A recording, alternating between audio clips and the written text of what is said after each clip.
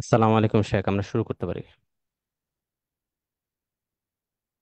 সালামু আলাইকুম রহমতুল্লাহি ওয়াবারাকাতুহ। আউযু বিল্লাহি মিনাশ শাইতানির রাজীম। বিসমিল্লাহির রহমানির রহিম।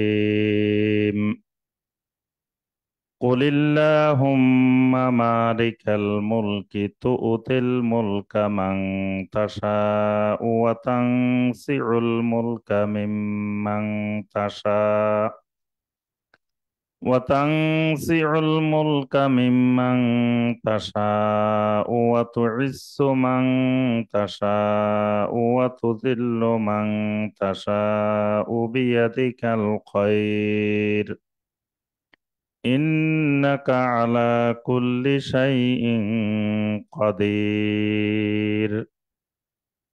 تولج الليل في النهار وتولج النهار في الليل وتخرج الحي من الميت وتخرج الميت من الحي وترزق من تشاء بغير حساب.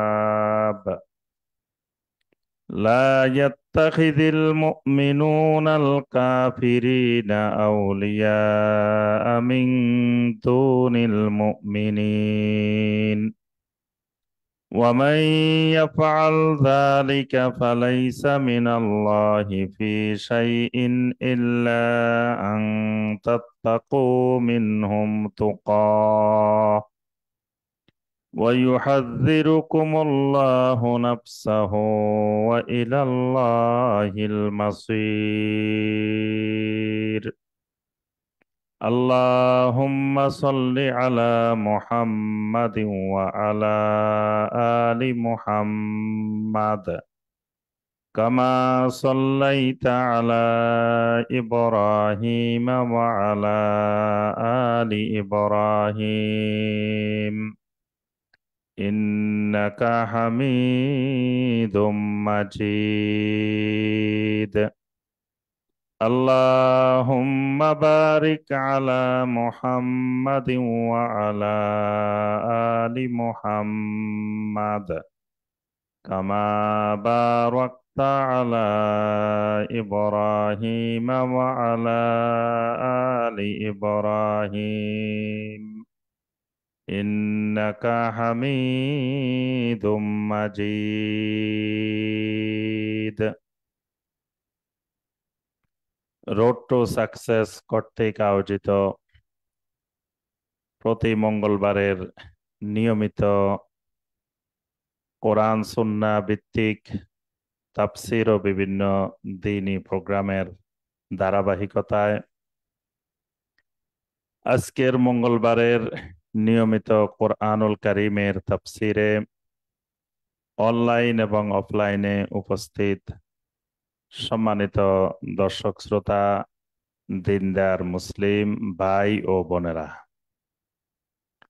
আল্লাহ রাব্বুল আলামিনের দরবারে কোটি কোটি শুকরিয়া যে মহান রাব্বুল আলামিন আমাদেরকে সঠিক সময়ে আমাদের নির্ধারিত কোরআনুল কারীমের তাফসীরে আল্লাহ রাব্বুল আলামিন আমাদেরকে উপস্থিত হওয়ার, রাব্বুল আলামিনের নাজিলকৃত কালামে হাকিম থেকে কয়েকটি আয়াতে কারিমার সংক্ষিপ্তভাবে তাফসীর পেশ করার এবং শোনার যে মহান রব্বুল আলামিন আমাদেরকে তৌফিক দিয়েছেন, সে মহান রব্বুল আলামিনের শুকর আদায় করি।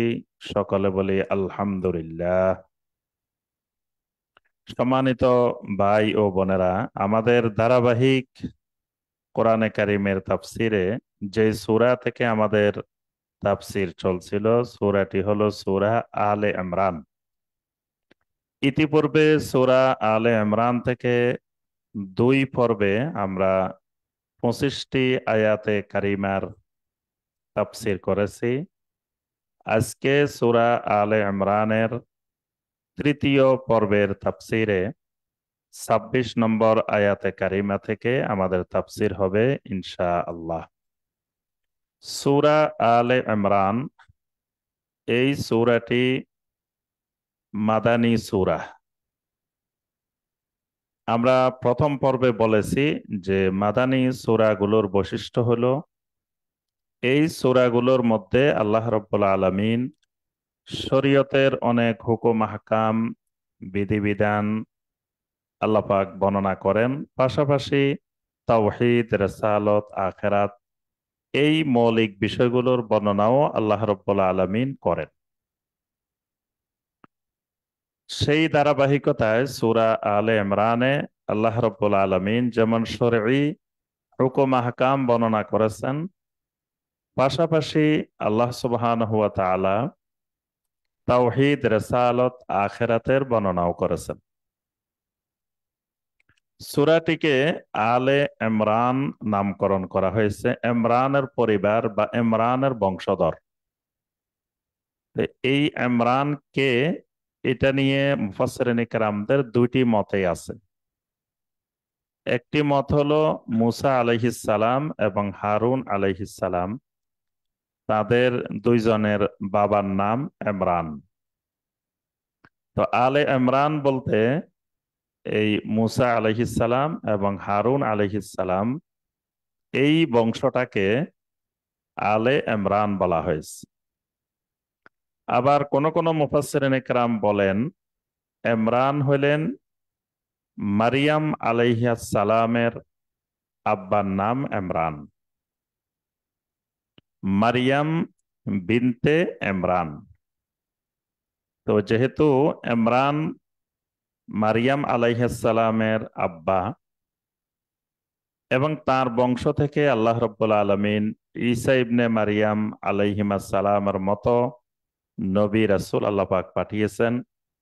তো এখানে আলে ইমরান বলতে মরিয়ম আলাইহিস সালামের বাবাকে বুঝিয়েছেন। তো এই সূরাটির মধ্যে ইমরানের প্রসঙ্গ আসার কারণ হলো এই সূরার একটি গুরুত্বপূর্ণ অংশ নাজরানের খ্রিস্টান প্রতিনিধি দল নবম হিজরিতে যখন মদিনা মুনাওয়ারাতে আসেন, নবী সাল্লাল্লাহু আলাইহি ওয়াসাল্লামের সাথে দেখা করতে আসেন। তো সেই সময়ে আল্লাহ রাব্বুল আলামিন এই সূরা আলে ইমরানের বিশাল একটি অংশ নাজিল করেছেন। সেখানে ঈসা ইবনে মারিয়াম আলাইহিমাস সালাম সম্পর্কে আল্লাহ রাব্বুল আলামিন বিস্তারিত বর্ণনা করেছেন। তো এই কারণে এই বিষয়টিকে গুরুত্ব দিয়ে সূরাটির নামকরণ করা হয়েছে সূরা আলে ইমরান। 26 নম্বর আয়াতে কারিমা আল্লাহ রাব্বুল আলামিন তার তাওহীদের একটি গুরুত্বপূর্ণ বিষয় মুলক, সেই বিষয়টি আলোচনা করেছেন। তাওহীদ আমরা সকলে জানি তিন প্রকার, প্রধানত তাওহীদ তিন প্রকার: তাওহীদুর রুবুবিয়্যাত, তাওহীদুল আসমা ওয়াস সিফাত, তাওহীদুল উলুহিয়াত বা তাওহীদুল ইবাদাহ। তাওহীদুর রুবুবিয়্যাত যেটি, সেটি মূলত আল্লাহ সুবহানাহু ওয়া তাআলার মৌলিক তিনটি ক্ষমতাকে মেনে নিলে আল্লাহ পাকের পুরা রুবুবিয়ত মানা হয়ে যায়। এই তিনটি হলো খালক, মুলক, তাদবীর। এই তিনটির মধ্যে আল্লাহ পাকের সমস্ত রুবুবিয়ত এই তিনটির মধ্যেই ঢুকানো আছে: খালক, মুলক, তাদবীর। খালক হলো সৃষ্টি, অর্থাৎ আসমানে জমিনে যত মাখলুক আছে, যত খালক আছে, এই সমস্ত মাখলুকের একমাত্র খালেক আল্লাহ রাব্বুল আলামিন। এটা আল্লাহর একমাত্র রুবুবিয়ত, একক রুবুবিয়ত, যে সৃষ্টির সৃষ্টির ক্ষেত্রে আর কারো অংশীদারিত্ব নাই। এই কারণে কোরআনে কারিমে বারবার আল্লাহ পাক প্রশ্ন করেছেন যে তোমাদের সৃষ্টির মধ্যে অন্য কারো অংশীদারিত্ব ছিল কিনা, আছে কিনা। আরেকটি হলো মুলক, মালিকানা। তো সমগ্র সৃষ্টি যেহেতু এককভাবে আল্লাহ রাব্বুল আলামিনের সৃষ্টি, এই সৃষ্টির উপরে মালিকানা ক্ষমতাও একমাত্র আল্লাহর। আরেকটি হলো তাদবীর। তাদবীর মানে পরিচালনা।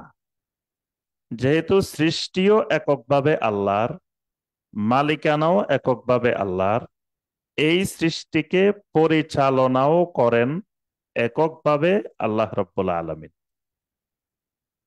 তাহলে এই খালক, মুলক, তাদবীর, এর মধ্যে গুরুত্বপূর্ণ একটি বিষয় মুলক।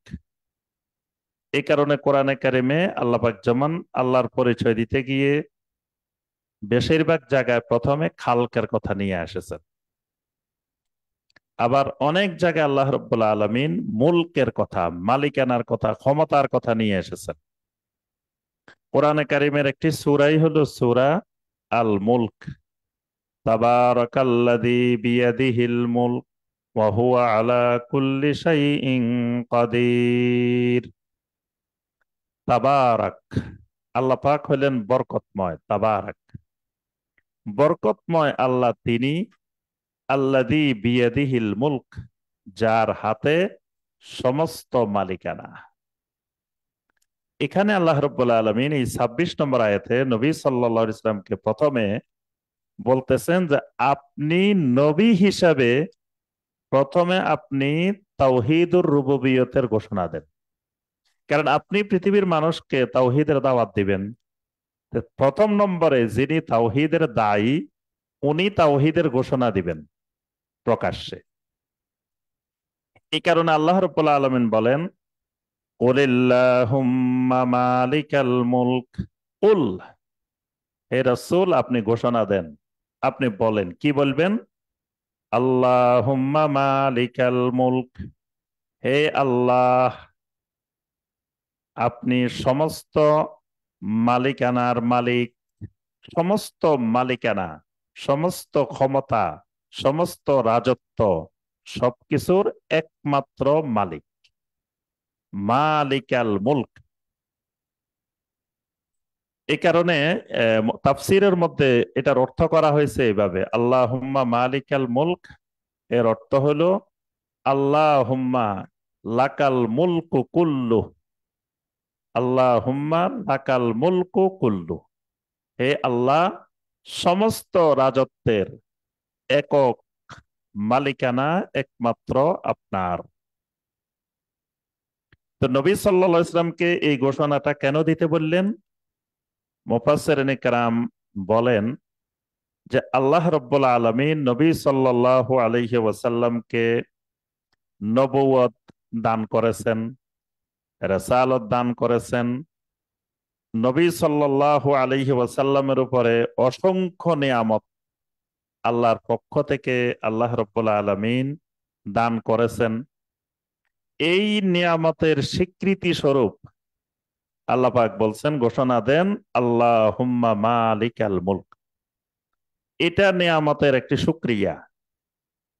যেমনি ভাবে আমরা যে কোনো নিয়ামতের শুকরিয়া আদায় করার জন্য বলি আলহামদুলিল্লাহ, তো এখানে যেমন আল্লাহর হাম দিয়ে শুকরিয়া আদায় করি, ঠিক এখানে নবী সাল্লাল্লাহু আলাইহি ওয়াসাল্লামকে আল্লাহ পাক বলছেন আপনি শুকরিয়া আদায় করেন মুলক দিয়ে। এজন্য নবী সাল্লাল্লাহু আলাইহি ওয়াসাল্লামকে আল্লাহ পাক শিখেছেন আল্লাহুম্মা মালিকাল মুলক।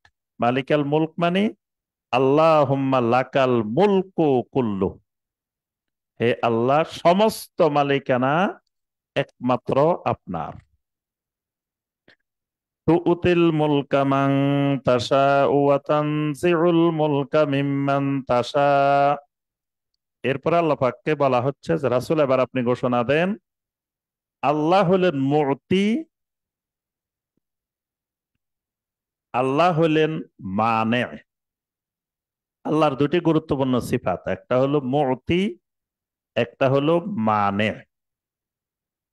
এজন্য ফরজ সালাতের পরে, প্রত্যেক ফরজ সালাতের পরে আমরা যে জিকির করি, নবী সাল্লাল্লাহু আলাইহি ওয়াসাল্লাম যে জিকির আমাদেরকে শিখিয়েছেন, সেখানে শিখানো হয়েছে আল্লাহুম্মা লা মানিআ লিমা আ'তাইতা ওয়ালা মু'তিয়া লিমা মানাআতা। তা আল্লাহ হলেন মানে, আল্লাহ হলেন মু'তি। অর্থাৎ সমস্ত কিছু দানও করেন আল্লাহ, সমস্ত কিছু বন্ধও করে রাখেন আল্লাহ। এটাও আল্লাহর তাওহীদ। এজন্য প্রত্যেক ফরজ নামাজের পরে এই তাওহীদের ঘোষণা জিকিরের মাধ্যমে আমরা তাওহীদের ঘোষণা দিয়ে থাকি। এখানেও আল্লাহ পাক নবী সাল্লাল্লাহু আলাইহি ওয়াসাল্লামকে বলছেন, আপনি এখানে তাওহীদের ঘোষণাটা এভাবে দেন, তুতিল মুলকা মান তাশাউ, আপনি যাকে চান, যাকে ইচ্ছা করেন, তাকে আপনি সাময়িক সময়ের কিছু মালিকানা দান করেন। যেমন আমাদেরকে আল্লাহ রাব্বুল আলামিন কিছু টাকা পয়সার মালিক বানান, কিছু জায়গা জমির মালিক বানান, কিছু ক্ষমতার মালিক বানান, বিভিন্ন ধরনের মালিকানা দেন। এই মালিকানাটা আল্লাহ পাক যাকে চান, এটা সম্পূর্ণরূপে আল্লাহ রাব্বুল আলামিনের মাশিয়াতের উপরে নির্ভরশীল। মান তাশা, যাকে আল্লাহ চাইবেন তাকেই দিবেন।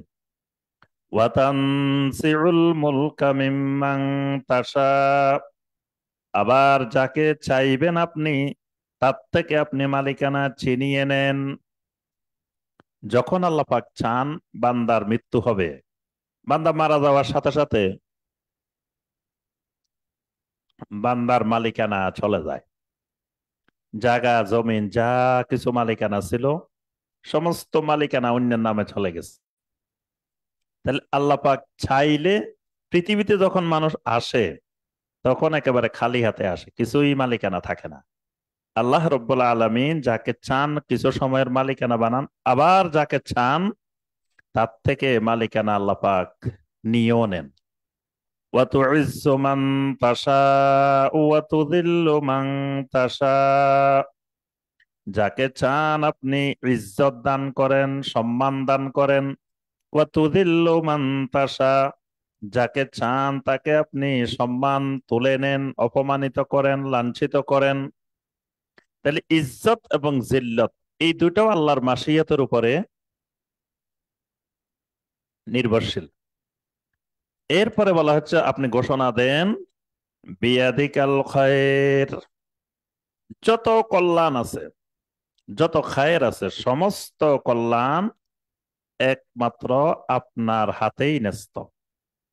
ইন্নাকা আলা কুল্লি শাইইন কাদির, অবশ্যই আপনি সকল বিষয়ের উপরে, সকল জিনিসের উপরে মহা ক্ষমতাবান। তুলিজুল লাইলা ফিন নাহারি ওয়া তুলিজুন নাহারা ফিল লাইল, আপনি রাতকে দিনের মধ্যে প্রবেশ করান, দিনকে রাত্রির মধ্যে প্রবেশ করান। কিভাবে? আমরা প্রতিনিয়ত দেখি রাত বাড়ে, দিন কমে, দিন বাড়ে আবার রাত কমে। তাহলে রাতের একটা অংশ আল্লাহ পাক দিনের মধ্যে ঢুকাই দেন, আবার দিনের অংশ রাতের মধ্যে ঢুকান।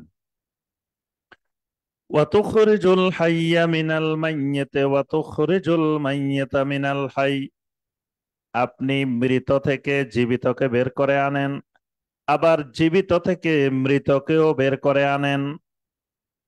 মুফাসসিরিনে কেরাম বলেন, যেমন আল্লাহ পাক শস্য দানার ভিতর থেকে শস্য বের করেন, আবার শস্যের ভিতর থেকে দানা বের করেন। খেজুরের মৃত আটি থেকে, বিচি থেকে আল্লাহ পাক খেজুর গাছ বের করেন, আবার ওই গাছের থেকে ওই মৃত আটি বাহির করেন, বিচি বাহির করেন। মুরগির থেকে ডিম বাহির করেন, আবার ডিমের থেকে মুরগি বাহির করেন।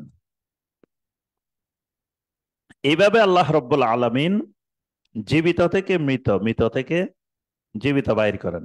আবার এখানে মুফাসসিরিনে কেরাম বলছেন এটার আরেকটা অর্থ হলো কাফের থেকে ইমানদার বাহির করেন, ইমানদার থেকে কাফের বাহির করেন। কারণ কাফের হলো মাইয়াত, ইমানদার হলো হাই। মানে জীবিত বলতে ইমানদার, মাইয়াত বলতে কাফের। যেমন নবী সাল্লাল্লাহু আলাইহি ওয়াসাল্লাম বলছেন, মাসালুল্লাযী ইয়াযকুরু রাব্বাহু ওয়াল্লাযী লা ইয়াযকুরুহু মাসালুল হাইয়্যি ওয়াল মাইয়্যিত, যে ব্যক্তি তার রবের জিকির করে আর যে ব্যক্তি তার রবের জিকির করে না, এদের দৃষ্টান্ত হলো জীবিত এবং মৃতের মতো। তাহলে যে আল্লাহর জিকির করে সে হাই, সে আল্লাহর জিকির করে না সে মাইয়াত। তো এখানে মুফাসসিরিন কেরাম বলছেন কাফেরেরা মাইয়াত, ইমানদারেরা হাই। তো অনেক সময় কাফেরের ঘরে ইমানদার বের করে আনেন আল্লাহ পাক, আবার অনেক সময় ইমানদারের ঘরে কাফেরও আল্লাহ পাক বের করেন। ওয়াতারযুকু মান তাশাউ বিগাইরি হিসাব, আবার যাকে চান আল্লাহ রাব্বুল আলামিন হিসাববিহীন রিজিক দান করেন। সুবহানাল্লাহ। এখানে আমরা যখন রিজিক বলি, রিজিক বললে আমাদের মাথায় ঘুরপাক খায় টাকা পয়সা, ধন দৌলত, এটাকে আমরা রিজিক মনে করি। রিজিক বললে স্বাভাবিকভাবে এটাই বুঝাই। মুফাসসিরিনে কেরাম বলেন এখানে রিজিক বলতে ওইটা বোঝানো হয় নাই। এখানে আল্লাহ পাক যাকে চান বেহিসাব রিজিক দেন। বেহিসাব রিজিক দেন মানে আল্লাহ রাব্বুল আলামিন যাকে চান তাকে এত বেশি নেক কাজ আমলে সলে করার তৌফিক দেন যে সে অল্প সময়ে বেহিসাব বেগাইরে হিসাব নেক আমল করে ফেলে। সুবহানাল্লাহ। অর্থাৎ আল্লাহ রাব্বুল আলামিন তার আমলের মধ্যে বারাকা দান করেন। সে অল্প সময়ের মধ্যে এমন আমল করে যে বরকতপূর্ণ আমলগুলো করে ফেলে। এটাও আল্লাহ রাব্বুল আলামিন যাকে চান তাকে বেগাইরে হিসাব দান করেন। এরপরের আয়াত ২৮ নম্বর আয়াতে কারিমা ওয়ালা বারার আয়াত। ওয়ালা এবং বারা এই দুটো তাওহীদের একটা গুরুত্বপূর্ণ অংশ। ওয়ালা বারা যেটা আমাদের দেশের বলতে গেলে ৯৯ ভাগ মুসলিমেই ওয়ালা এবং বারা সম্পর্কে কিছুই জানে না, শব্দটাও শুনে নাই। ৯৯ ভাগের উপরে মুসলিম পাইবেন যারা এখনো ওয়ালা এবং বারা এই দুটা শব্দই শুনে নাই।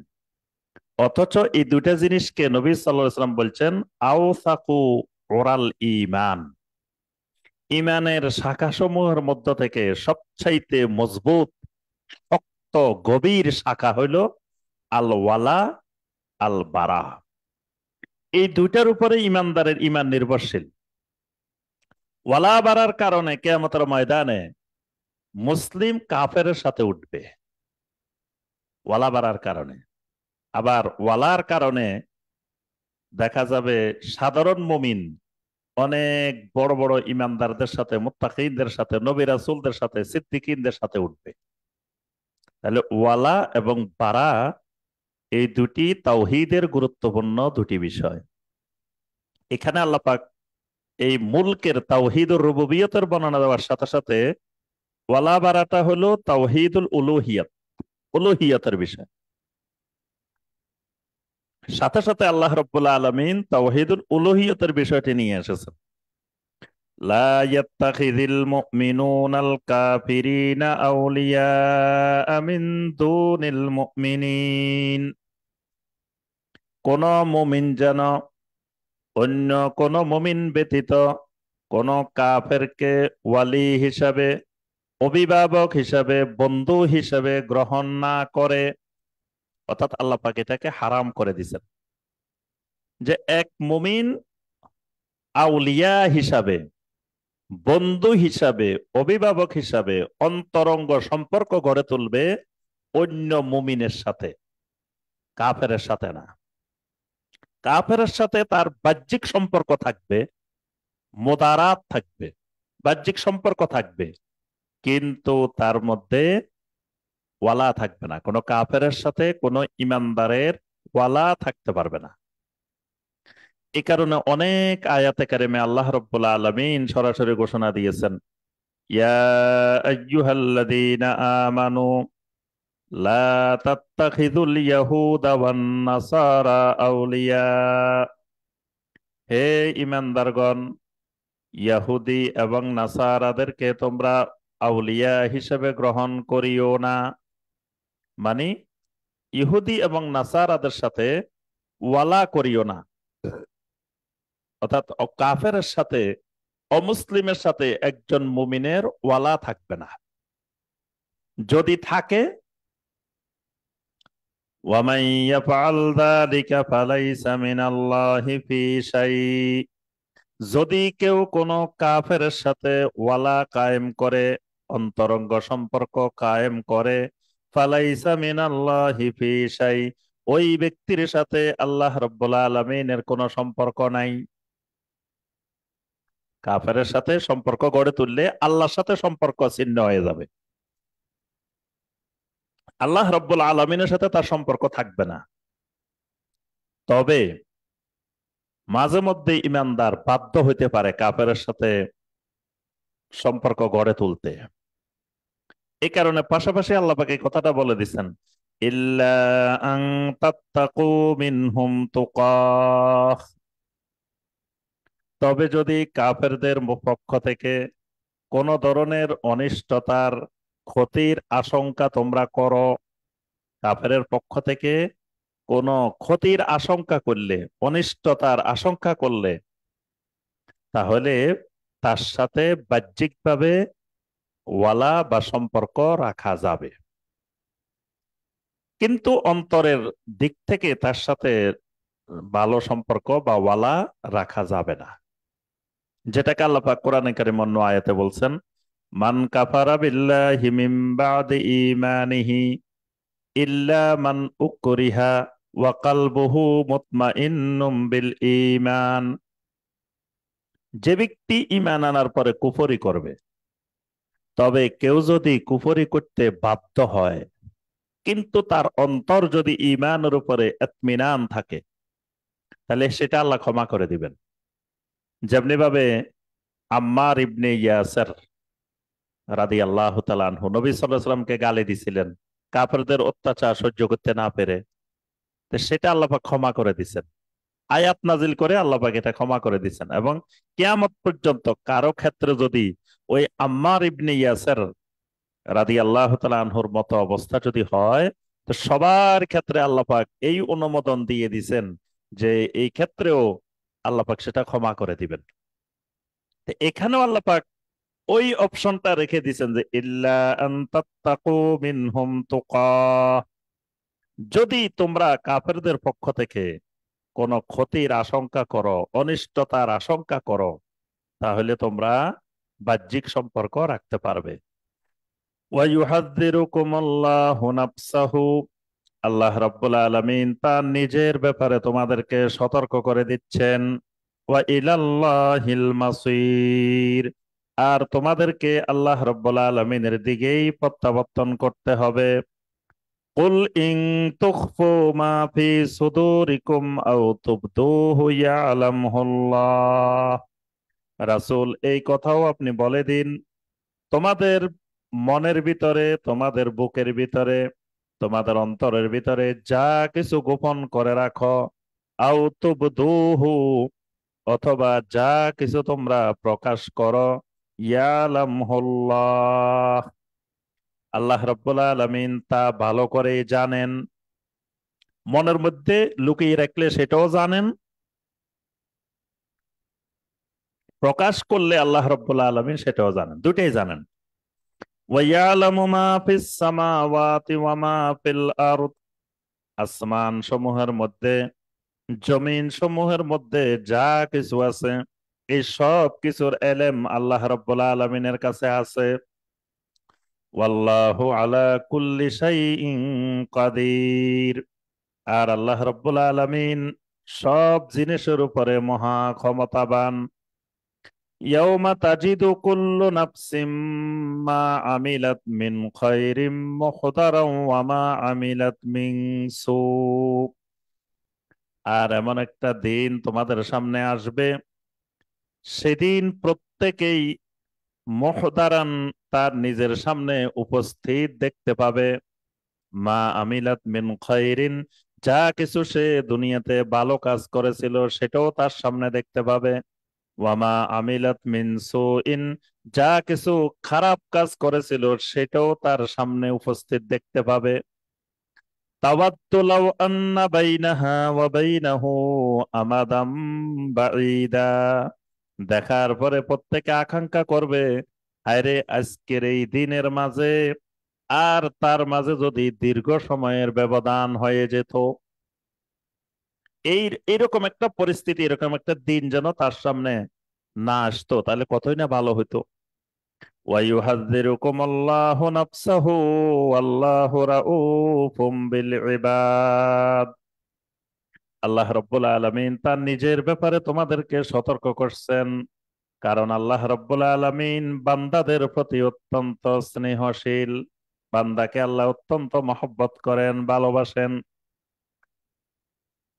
31 এবং 32 নম্বর আয়াতে কারিমা, এই দুটি আয়াতে কারিমা ঈমানের ক্ষেত্রে গুরুত্বপূর্ণ দুটি বিষয়। একটি বিষয়, আল্লাহর উপরে ঈমান আনতে হলে, রাসূলের উপরে ঈমান আনতে হলে একটি শর্ত হলো মাহাব্বা, ভালোবাসা। মানে 8টি শর্তের মধ্যে তাওহীদের 8টা শর্ত, অর্থাৎ লা ইলাহা ইল্লাল্লাহর 8টা শর্ত, মুহাম্মাদুর রাসূলুল্লাহর 8টা শর্ত। তো এই দুইটারই যে 8টা শর্ত আছে, এই 8টি শর্তের মধ্যে একটা শর্ত হলো আল মাহাব্বা, ভালোবাসা। অর্থাৎ কেউ লা ইলাহা ইল্লাল্লাহ বলছে সারা জীবন, কিন্তু আল্লাহ রব্বুল আলমিনকে সব কিছুর উপরে মহব্বত করে নাই, তাহলে তার ঈমান আসে নাই। ঠিক কেউ সারা জীবন মুহাম্মদ রাসূলুল্লাহ সাল্লাল্লাহু আলাইহি ওয়াসাল্লাম ঘোষণা দিয়েছেন, সাক্ষ্য দিয়েছেন, কিন্তু নবী সাল্লাল্লাহু আলাইহি ওয়াসাল্লামের প্রতি দুনিয়ার সবার চাইতে মহব্বত বেশি আসে নাই, এমনকি নিজের নফসের চাইতেও মহব্বত বেশি আসে নাই, তার ঈমান আসে নাই।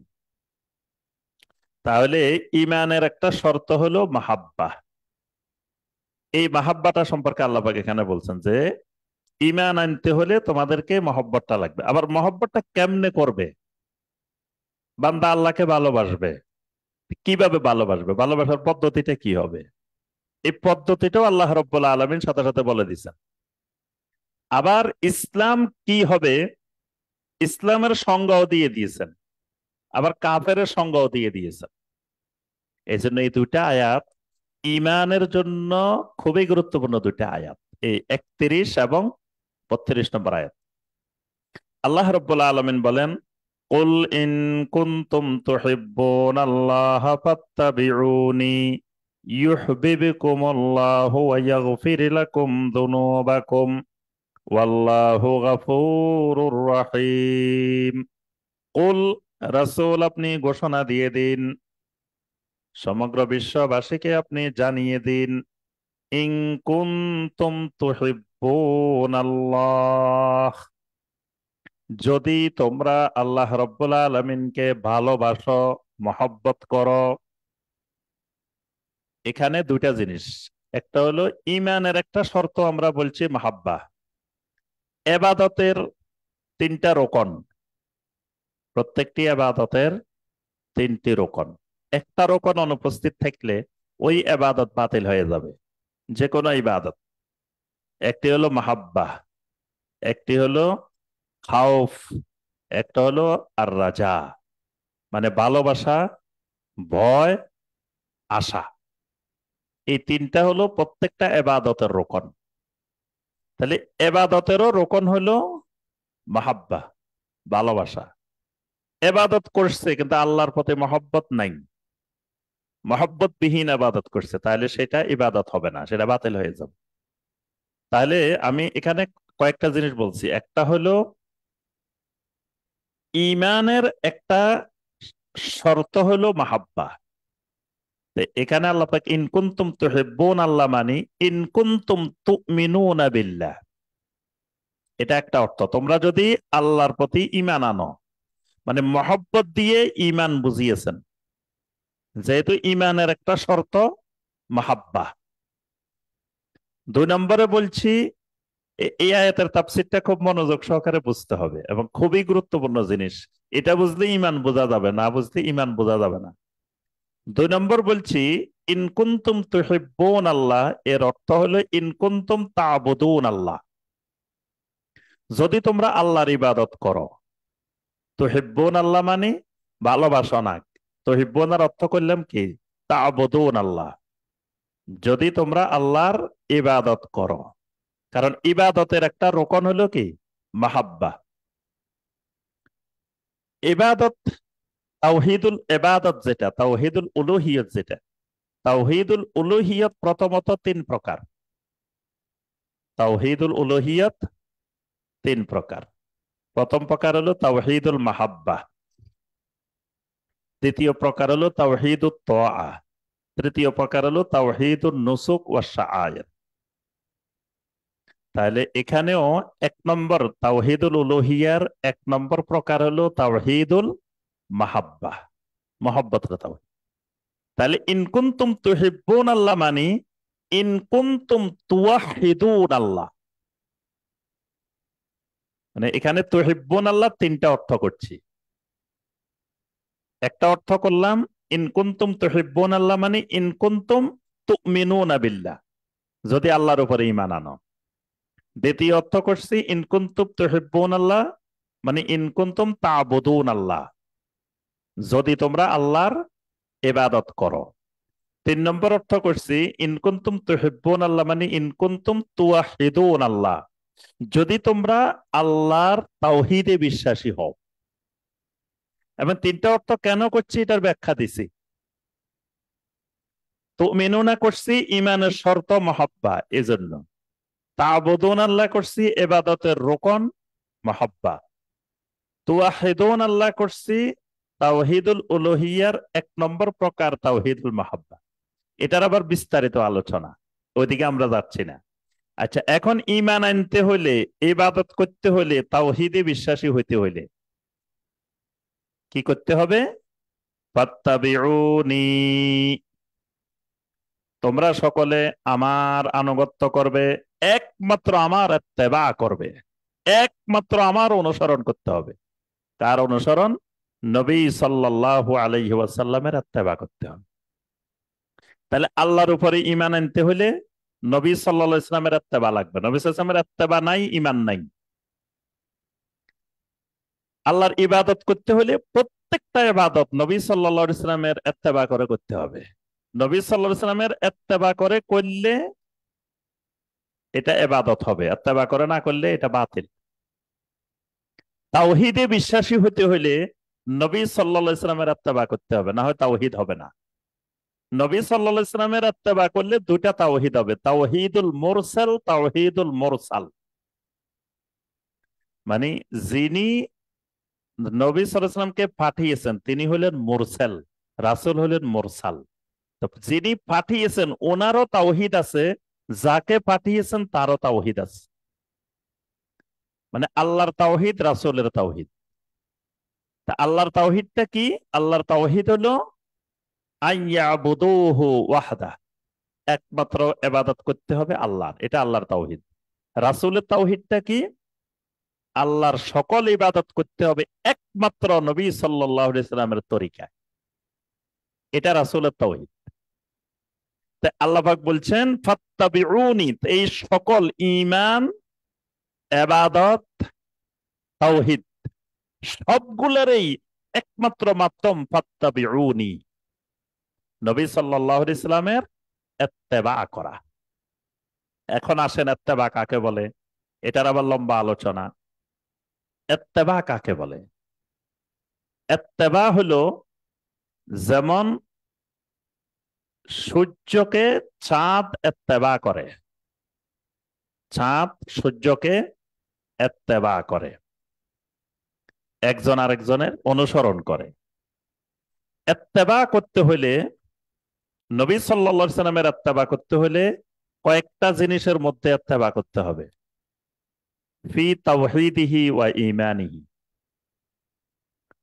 তারপরে ফি ফিকরিহি ওয়া ফি নিয়্যাতিহি, তারপরে ফি আকওয়ালিহিল হাসানা, ফি আমালিহি সালিহা, ফি আখলাকিহিল কারিমা।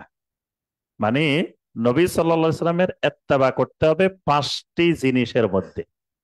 এই পাঁচটি জিনিসের মধ্যে কেউ যদি নবী সাল্লাল্লাহু আলাইহি সাল্লামকে অনুসরণ করে, এটার নাম ইত্তেবা। কিসের কিসের মধ্যে? ফি তাওহীদিহি ওয়া ঈমানিহি, ঈমান এবং তাওহীদের ক্ষেত্রে নবী সাল্লাল্লাহু আলাইহি সাল্লামকে অনুসরণ করতে হবে। নবী সাল্লাল্লাহু আলাইহি সাল্লাম যেমনে ঈমান আনছেন, যেমনে ঈমান আনতে বলছেন, নবী সাল্লাল্লাহু আলাইহি সাল্লাম যেমনে তাওহীদ শিখাইছেন, ঠিক সেইভাবে ইত্তেবা করতে হবে।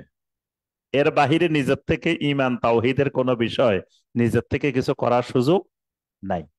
ওয়াফি নিয়্যাতিহি ওয়াফি ফিকরিহি, নিয়্যাতের ক্ষেত্রে, ফিকিরের ক্ষেত্রে, মানে প্রত্যেক আমলের, প্রত্যেক ইবাদতের নিয়তটা রাসূলের মতো হওয়া লাগবে, ফিকিরটা রাসূলের মতো হইতে হবে। যদি রাসূলের মতো হয় তো সেটা ইত্তেবা হবে, না হইলে এটা ইবতিদা হবে। দুটা শব্দ বলছে, একটা ইত্তেবা, ইত্তেবার বিপরীত হলো ইবতিদা, মানে বেদাত। ইত্তেবা হইলে এটার নাম সুন্নত, ইত্তেবা না হইলে এটার নাম বেদাত। তো একটা হলো ইত্তেবা, আর একটা হলো ইবতিদা। তাহলে 2 নম্বর নিয়তের ক্ষেত্রে, ফিকিরের ক্ষেত্রে, মানে আমি যে কাজটা করতেছি, এই কাজটা আমি যে নিয়তে করতেছি রাসূলও সেই নিয়তে করছেন কিনা এটা মিল থাকতে হবে। যদি মিলে তাহলে ইত্তেবা। 3 নম্বর, ওয়াফি আকওয়ালিহিল হাসানা, নবী সাল্লাল্লাহু আলাইহি সাল্লাম পুরা জিন্দেগীর মধ্যে, নবুয়তে জিন্দেগিতে যত সুন্দর সুন্দর কথা বলছেন, সমস্ত সুন্দর কথার ইত্তেবা করতে হবে। নবী সাল্লাল্লাহু আলাইহি সাল্লামের ওফি আমাল হিসরে যত আমলে সালে করছেন এগুলার ইত্তেবা করতে হবে। ওয়াফি আখলাকিহিল কারিমা, নবী সাল্লাল্লাহু আলাইহি সাল্লামের আখলাকেরও অনুসরণ করতে হবে। এই 5টি ক্ষেত্রে রাসূলের ইত্তেবা ফরজ। আর ইত্তেবা হতে হলে 6টা দিক খেয়াল রাখতে হবে। ইত্তেবা হতে হলে 6টা দিক খেয়াল রাখতে হবে। একটা হলো সবব, কারণ, কারণের দিকটা খেয়াল করতে হবে। যে আমার এই ইবাদতের সাথে নবী সাল্লাল্লাহু আলাইহি ওয়াসাল্লামের ইবাদতের কারণ আর আমার ইবাদতের কারণ দুটা মিল থাকতে হবে। এগুলোর উপর আমার বিস্তারিত আলোচনা আছে, শত শত আলোচনা আছে, যে এই ইত্তেবা কাকে বলে। তো এই জন্য আমরা আর এখানে এখন বিস্তারিত আলোচনার সুযোগ নেই। যে কারণে কারণে মিল থাকতে হবে, তাহলে ইত্তেবা হবে। যদি কারণে কারণে না মিলে, যেমন ধরেন আমি মসজিদে ঢুকে 2 রাকাত সালাত আদায় করলাম, তো কি কারণে করলাম? মসজিদে ঢোকার কারণে। নবী সাল্লাল্লাহু আলাইহি ওয়াসাল্লাম মসজিদে ঢোকার কারণে করছেন, তাহলে এটা ইত্তেবা হয়েছে। কিন্তু আমার আব্বা মারা গেলেন, আমি 2 লাখ টাকার গরু কিনে জবাই করে জিয়াফতের আয়োজন করলাম। আমাকে সবাই জিজ্ঞাসা করে, কি ভাই আপনি এটা করলেন কেন? যে আমার আব্বা মারা যাওয়ার কারণে। রাসূলেরও আব্বা মারা গেছেন, আম্মা মারা গেছেন, স্ত্রী মারা গেছেন, মেয়ে মারা গেছেন, ছেলে মারা গেছেন, চাচা মারা গেছেন, আত্মীয় স্বজন মারা গেছেন। কিন্তু আল্লাহ রসুল জীবনেও একবার একটা গরুও জবাই করেন নাই, খাসিও জবাই করেন নাই, যে অপতার আয়োজনও করেন নাই। তাহলে আমি যে কারণে করছি, আমার কারণটা রাসূলের কারণের সাথে মেলে নেই। এখন এটা সুন্নত না হই, ইত্তেবা না হই, ইবতিদা হয়ে গেছে। এরকম 6টা দিক খেয়াল রাখতে হবে। একটা হলো কারণ, সবব, তারপরে 2 নম্বরটা জিন্স, প্রকরণ, প্রকরণে প্রকরণে মিল থাকতে হবে, ধরনে ধরনে মিলতে হবে। 3 নম্বরটা কদর, পরিমাণে পরিমাণে মিল থাকতে হবে। রাসূল যেখানে যে পরিমাণে ইবাদত করছেন আমাকে সেই পরিমাণ করতে হবে, পরিমাণে বাড়তি কমতি করা যাবে না। 4 নম্বর কাইফিয়াত, পদ্ধতির অনুসরণ করতে হবে। 5 নম্বর স্থানের, 6 নম্বর সময়ের। এই 6টা দিক খেয়াল রেখে ইবাদত করলে সেটা ইত্তেবা। এটার বাহিরে গেলে সেটা হবে ইবতিদা। তা আল্লাহর উপরে ঈমান, আল্লাহর উপরে, আল্লাহকে ভালোবাসা, আল্লাহর ইবাদত সবকিছু ইত্তেবার উপরে নির্ভরশীল। কিন্তু বর্তমানে মুসলিমেরা ইত্তেবা বুঝে না, এজন্য বেদাতে লিপ্ত হয়ে যায়। ইত্তেবা যদি বুঝতো তাহলে দুনিয়াতে কেউ বেদাতে লিপ্ত হওয়ার সম্ভাবনা ছিল না।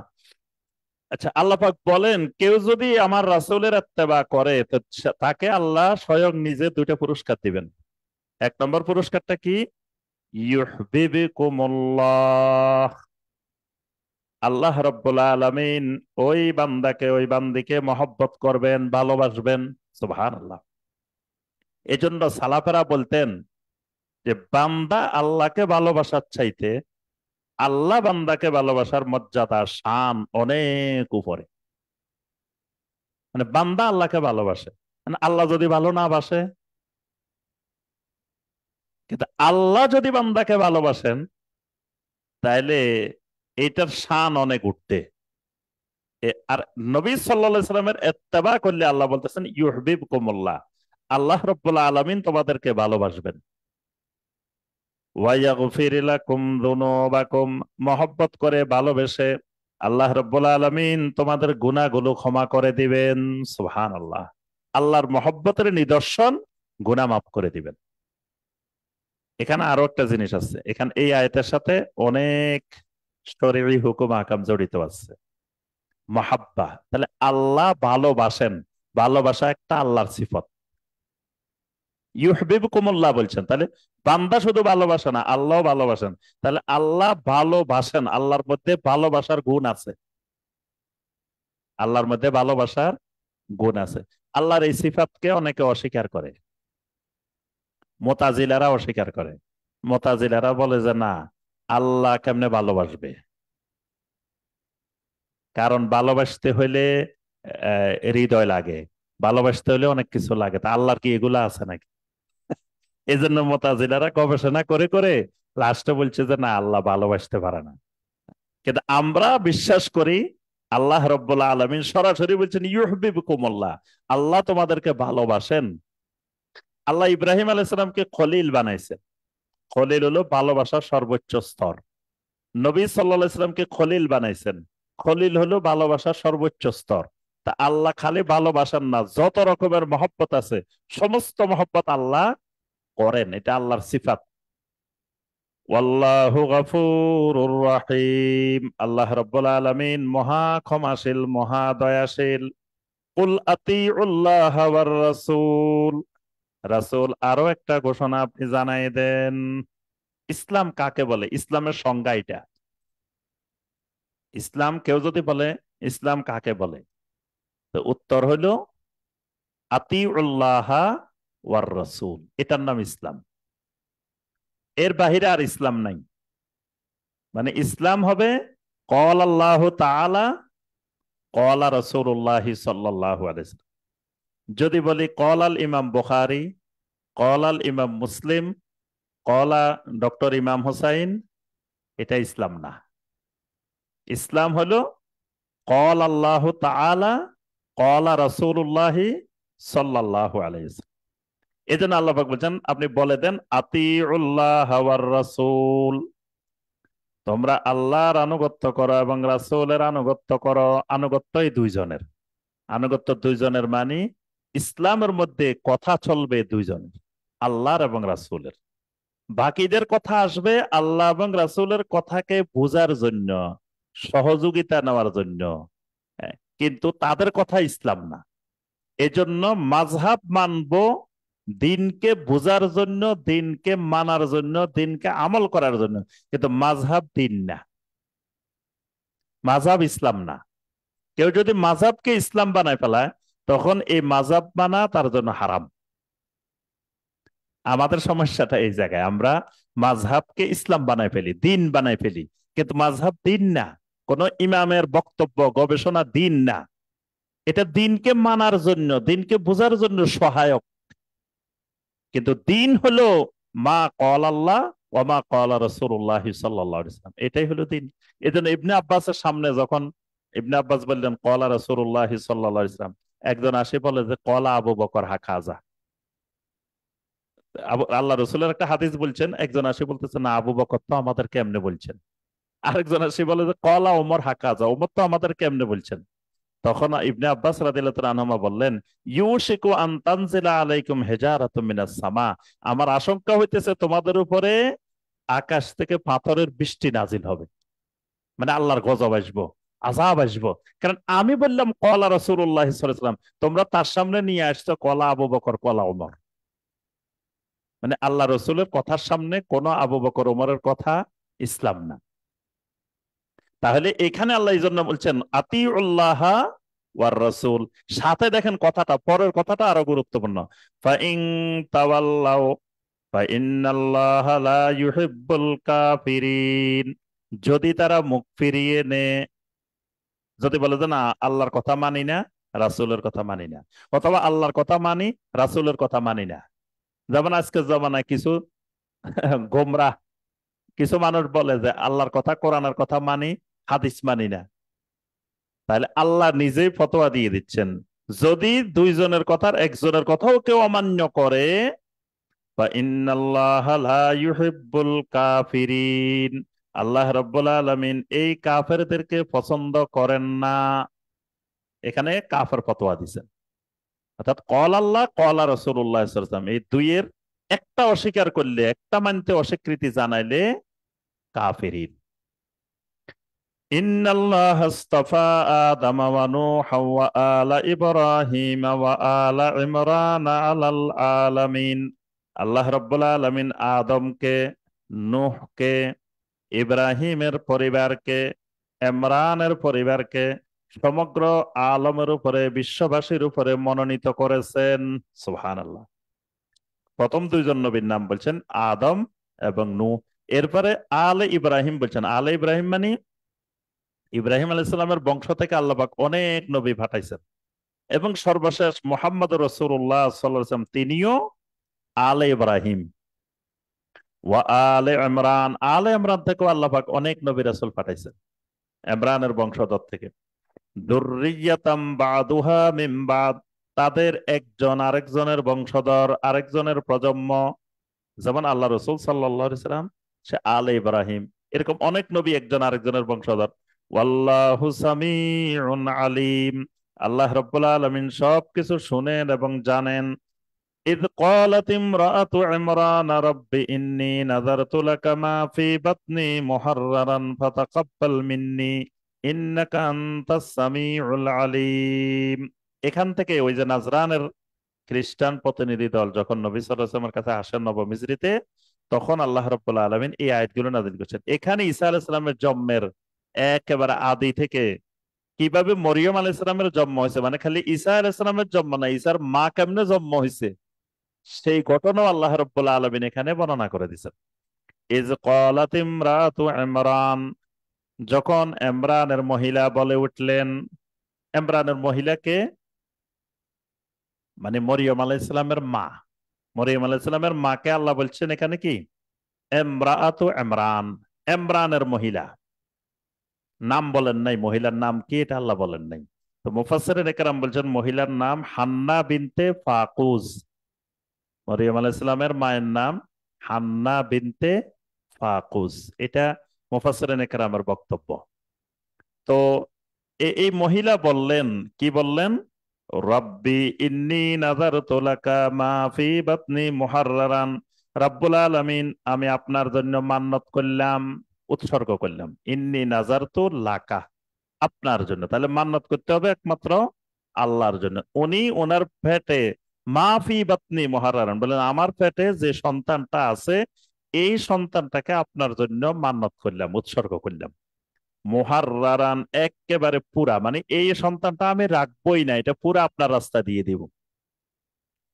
ফাতাকাব্বাল মিন্নি, অতএব রাব্বুল আলামিন আমার থেকে এই সন্তানটাকে আপনি কবুল করে নেন। ইন্নাকা আনতাস সামিউল আলিম, অবশ্যই আপনি সবকিছু শুনেন এবং সবকিছু জানেন। ফালাম্মা ওয়াদাতহা, কয়দিন পরে যখন সন্তানটি প্রসব হইল, ইমরানের স্ত্রী কিছুদিন পরে যখন সন্তানটা প্রসব করলেন, ক্বালাত রাব্বি ইন্নী ওয়াদাতুহা উনসা, উনি যে মান্নাত করছিলেন, উনি মনে করছিলেন আল্লাহ ছেলে দিবেন। হ্যাঁ, কারণ ছেলে হইলে ছেলেকে আল্লাহ রাস্তায় দিবেন, তাহলে ছেলে আল্লাহ দ্বীনের প্রচার করবে, দ্বীনে দায়ী হবে, সালেহীন হবে। এবং এই ইমরানের ভাইরা হইলেন জাকারিয়া আলাইহিস সালাম, তিনি মসজিদে আকসার ইমাম। তো তার কাছে দিয়ে দিবেন, জাকারিয়া আলাইহিস সালামের সাথে থাকবেন। এখন মহিলা দেখে যে তার সন্তানটা হয়েছে মেয়ে, তখন আল্লাহর কাছে বললেন রব্বি ইন্নী ওয়াদাতুহা উনসা, রাব্বুল আলামিন আমি তো একটা কন্যা সন্তান প্রসব করেছি। ওয়াল্লাহু আ'লামু বিমা ওয়াদাত, সে কি প্রসব করছে এটা তো আল্লাহ তার থেকে বেশি ভালো করে জানেন। হ্যাঁ, সে আল্লাহকে বলতেছে আমি তো কন্যা সন্তান প্রসব করছি। তা আল্লাহ বলছেন তুমি কি প্রসব করছো এটা তো তুমি প্রসব করবার আগে থেকে আমি জানি, ভালো করেই জানি। ওয়ালাইসা যাকারু কাল উনসা, এই বক্তব্যটা মুফাসসিরিন ইকরাম দুই দিকে নিসবত করছেন। একটা হলো ওই মহিলা বলতেছেন আল্লাহ ওয়ালাইসা যাকারু কাল উনসা, ছেলে সন্তান তো মেয়ে সন্তানের মতো নয়। অর্থাৎ আমি চাইছিলাম তো ছেলে সন্তান, এখন আপনি দিছেন মেয়ে। তা আমি যে আল্লাহ রাস্তা দিব বলছি, কেমনে দিব? ছেলে হইলে দিতে পারতাম, মেয়ে কেমনে দিব? এই জন্য মরিয়ম আলাইহিস সালামের মা বলতেছেন ওয়ালাইসা যাকারু কাল উনসা, আল্লাহ এই তো ছেলে না, এটা তো মেয়ে, তো ছেলে তো মেয়ের মতো না। আবার কোন কোন তাফসীরকারক বলছেন না, এটা আল্লাহর কথা। আল্লাহ বলতেছেন যে অনেক মেয়ে আছে, এরা ছেলের মতো না, মানে ছেলের থেকেও আগানো। মানে এই মেয়ে দিয়ে আমি কি করবো সেটা তো আমি আল্লাহ সুবহানাহু ওয়া তাআলা ভালো করে জানি। ওয়া ইন্নী সাম্মাইতুহা মারিয়াম, সুবহানাল্লাহ, এর নামকরণ করলাম আমি মারিয়াম। এই কথাটা বলতেছেন মারিয়াম হচ্ছে আমার মা। আল্লাহ, যে আমি আমার এই মেয়ের নাম রাখলাম মারিয়াম। নবী সাল্লাল্লাহু আলাইহি ওয়াসাল্লাম বলছেন, চারটা মহিলা আল্লাহ পাক এদেরকে সমস্ত নারীর উপরে, সমগ্র আলমের উপরে শ্রেষ্ঠত্ব দান করছেন, চারজন নারীকে। এক নম্বর হইলেন মারিয়াম, মারিয়াম।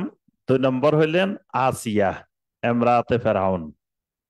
তিন নম্বর খাদিজা বিনতে খুয়াইলিদ রাদিয়াল্লাহু তাআলা। চার নম্বর ফাতেমা বিনতে রাসূলুল্লাহি সাল্লাল্লাহু আলাইহি ওয়াসাল্লাম। এই চার নারীকে আরবা নেসা, এই আরবা নেসাকে নবী সাল্লাল্লাহু আলাইহি ওয়াসাল্লাম বলছেন আল্লাহ পাক সমগ্র আলমের উপরে শ্রেষ্ঠত্ব দান করছেন, সুবহানাল্লাহ। তো এদের মধ্যে একজন মারিয়াম। ওয়া ইন্নী উঈদুহা বিকা ওয়া যুররিয়্যাতাহা মিনাশ শাইতানির রাজীম। দেখেন, মারিয়াম আলাইহিস সালাম হওয়ার পরে ওনার মা তাবিজ নিয়ে দৌড়াদৌড়ি করেন নাই। ওনার মা বলতেছেন, আল্লাহ, আমি এই মেয়েটাকে এবং এই মেয়ের ঘরে যত সন্তান হবে পরবর্তী প্রজন্মের, এই সকল সন্তানকে বিতাড়িত শয়তান থেকে আপনার কাছে আমি আশ্রয় চাইতেছি, আপনার কাছেই আশ্রয় নিলাম, আপনার কাছে সুপর্দ করলাম। ফাতাকাব্বালাহা রাব্বুহা বিকাবুলিন হাসানিন, আল্লাহ রাব্বুল আলামিন কবুলে হাসান করলেন। খালি কবুল করেন নাই, কাবুলিন হাসানিন মানে সুন্দর ভাবে আল্লাহ কবুল করলেন। ওয়া আম্বাতাহা নাবাতান হাসানান, এবং তাকে সুন্দরভাবে প্রতিপালনের ব্যবস্থা করলেন। ওয়া কাফফালাহা জাকারিয়া, তার দায়িত্ব দেওয়া হলো জাকারিয়ার কাছে। জাকারিয়া আলাইহিস সালাম এই মেয়ের দায়িত্ব নিলেন। কেমনে দায়িত্ব নিলেন? তিনি তো এই মসজিদের ইমাম, মসজিদে আকসার ইমাম। তো তিনি পরামর্শ দিলেন, যেহেতু আপনারা নিয়ত করছেন এই মেয়েটা আল্লাহ রাস্তায় দিয়ে দিবেন সন্তানটা, তাহলে এই মসজিদের একটা মেহরাব আছে। মেহরাব মানে আগের মসজিদগুলোতে ইহুদিদের এবং খ্রিস্টানদের মেহরাবের নিয়ম হলো আমাদের মেহরাবের মতো না। তাদের হলো স্বাভাবিক আপনার ইমাম দাঁড়ানোর জায়গা থেকে উঁচুতে একটা কক্ষ থাকে।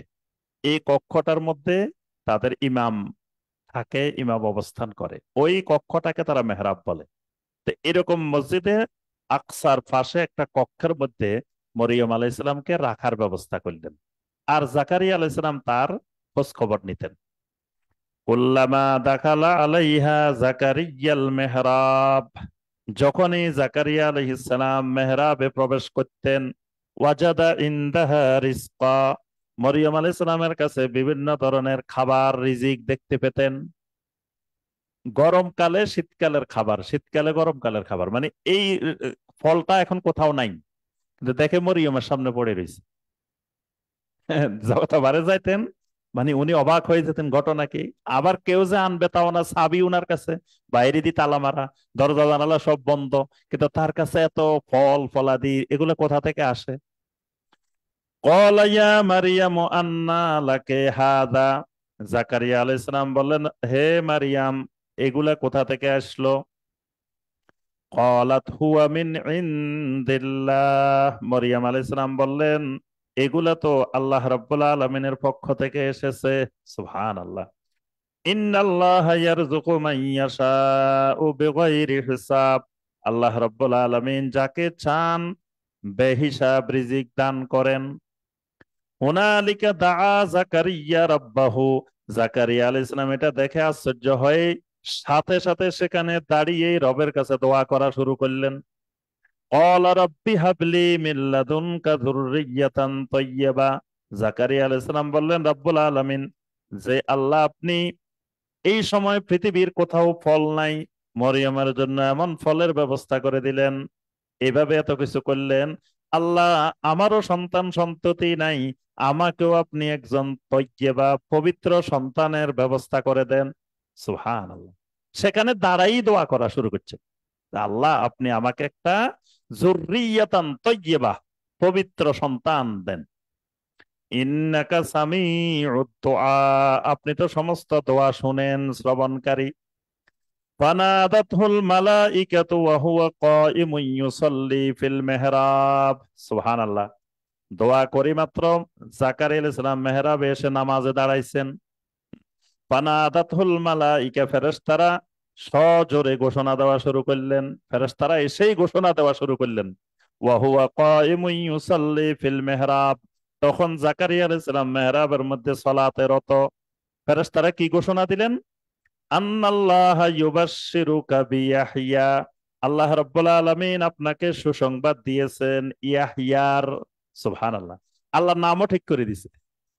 ডাইরেক্ট খালি ছেলে দিবে বলেন নাই, বলছেন কি দিবেন? ইয়াহইয়া দিবেন। ইয়াহইয়া মানে কি? এখানে মুফাসসিরিনে কেরাম বলছেন ইয়াহইয়া মানে হলো তিনি আল্লাহর তাওহীদকে জীবন্ত করবেন। ইয়াহইয়া মানে জীবন্ত করা। তো জীবন্ত করা মানে যে শিরিকের যে সমাজ, এই শিরিকের সমাজকে তিনি তাওহীদের সমাজে জীবন্ত করবেন। এই জন্য আল্লাহ নাম রাখছেন তার ইয়াহইয়া। আল্লাহ বলেন না যে তোমাকে ছেলে দিমু, ডাইরেক্ট বলছেন আন্নাল্লাহ ইউবাশশিরুকা বিয়াহইয়া, তোমাকে ইয়াহইয়া দেওয়া হবে। ইয়াহইয়ার আবার বৈশিষ্ট্য বলে দিছে, ইয়াহইয়া যেটা দিব এটা কেমন হবে? মুসাদ্দিকাম বিকালিমাতিম মিনাল্লাহ, আল্লাহর কালিমার সত্যায়নকারী হবে।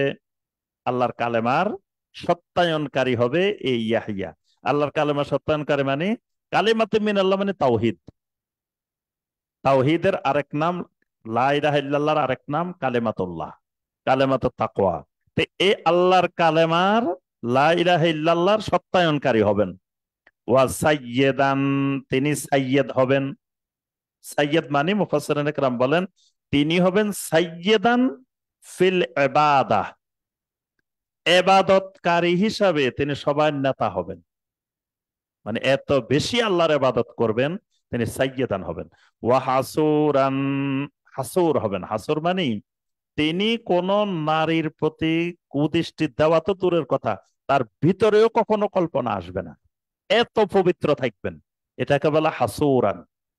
মানে হাসুরান হলো কঠিন সংযমী, কঠিন পবিত্র। মানে জানা বেবিচার অশ্লীলতা তো দূরের কথা, তার অন্তরেও কল্পনা করবে না কখনো। কিছু আছে হয়তো বাহিরে সে তাকাইলো না কোনো নারীর দিকে, কিন্তু মনে মনে হয়তো তার চিন্তা আসতে পারে। আল্লাহ বলছেন এই ইয়াহিয়া যে আসবে হাসুরান, এর মনেও কোনো খারাপ চিন্তা কখনো আসবে না। ওয়া নাবিয়ান, এবং তিনি হবেন একজন নবী। মিনাস সলিহিন, এবং তিনি হবেন আল্লাহর সলেহীন বান্দা। সুবহানাল্লাহ। দেখেন এক ইয়াহিয়ার কতগুলো বৈশিষ্ট্য। হ্যাঁ, এবং আল্লাহ পাক নিজে ঘোষণা দিয়ে দিয়েছেন তার এই বৈশিষ্ট্য হবে।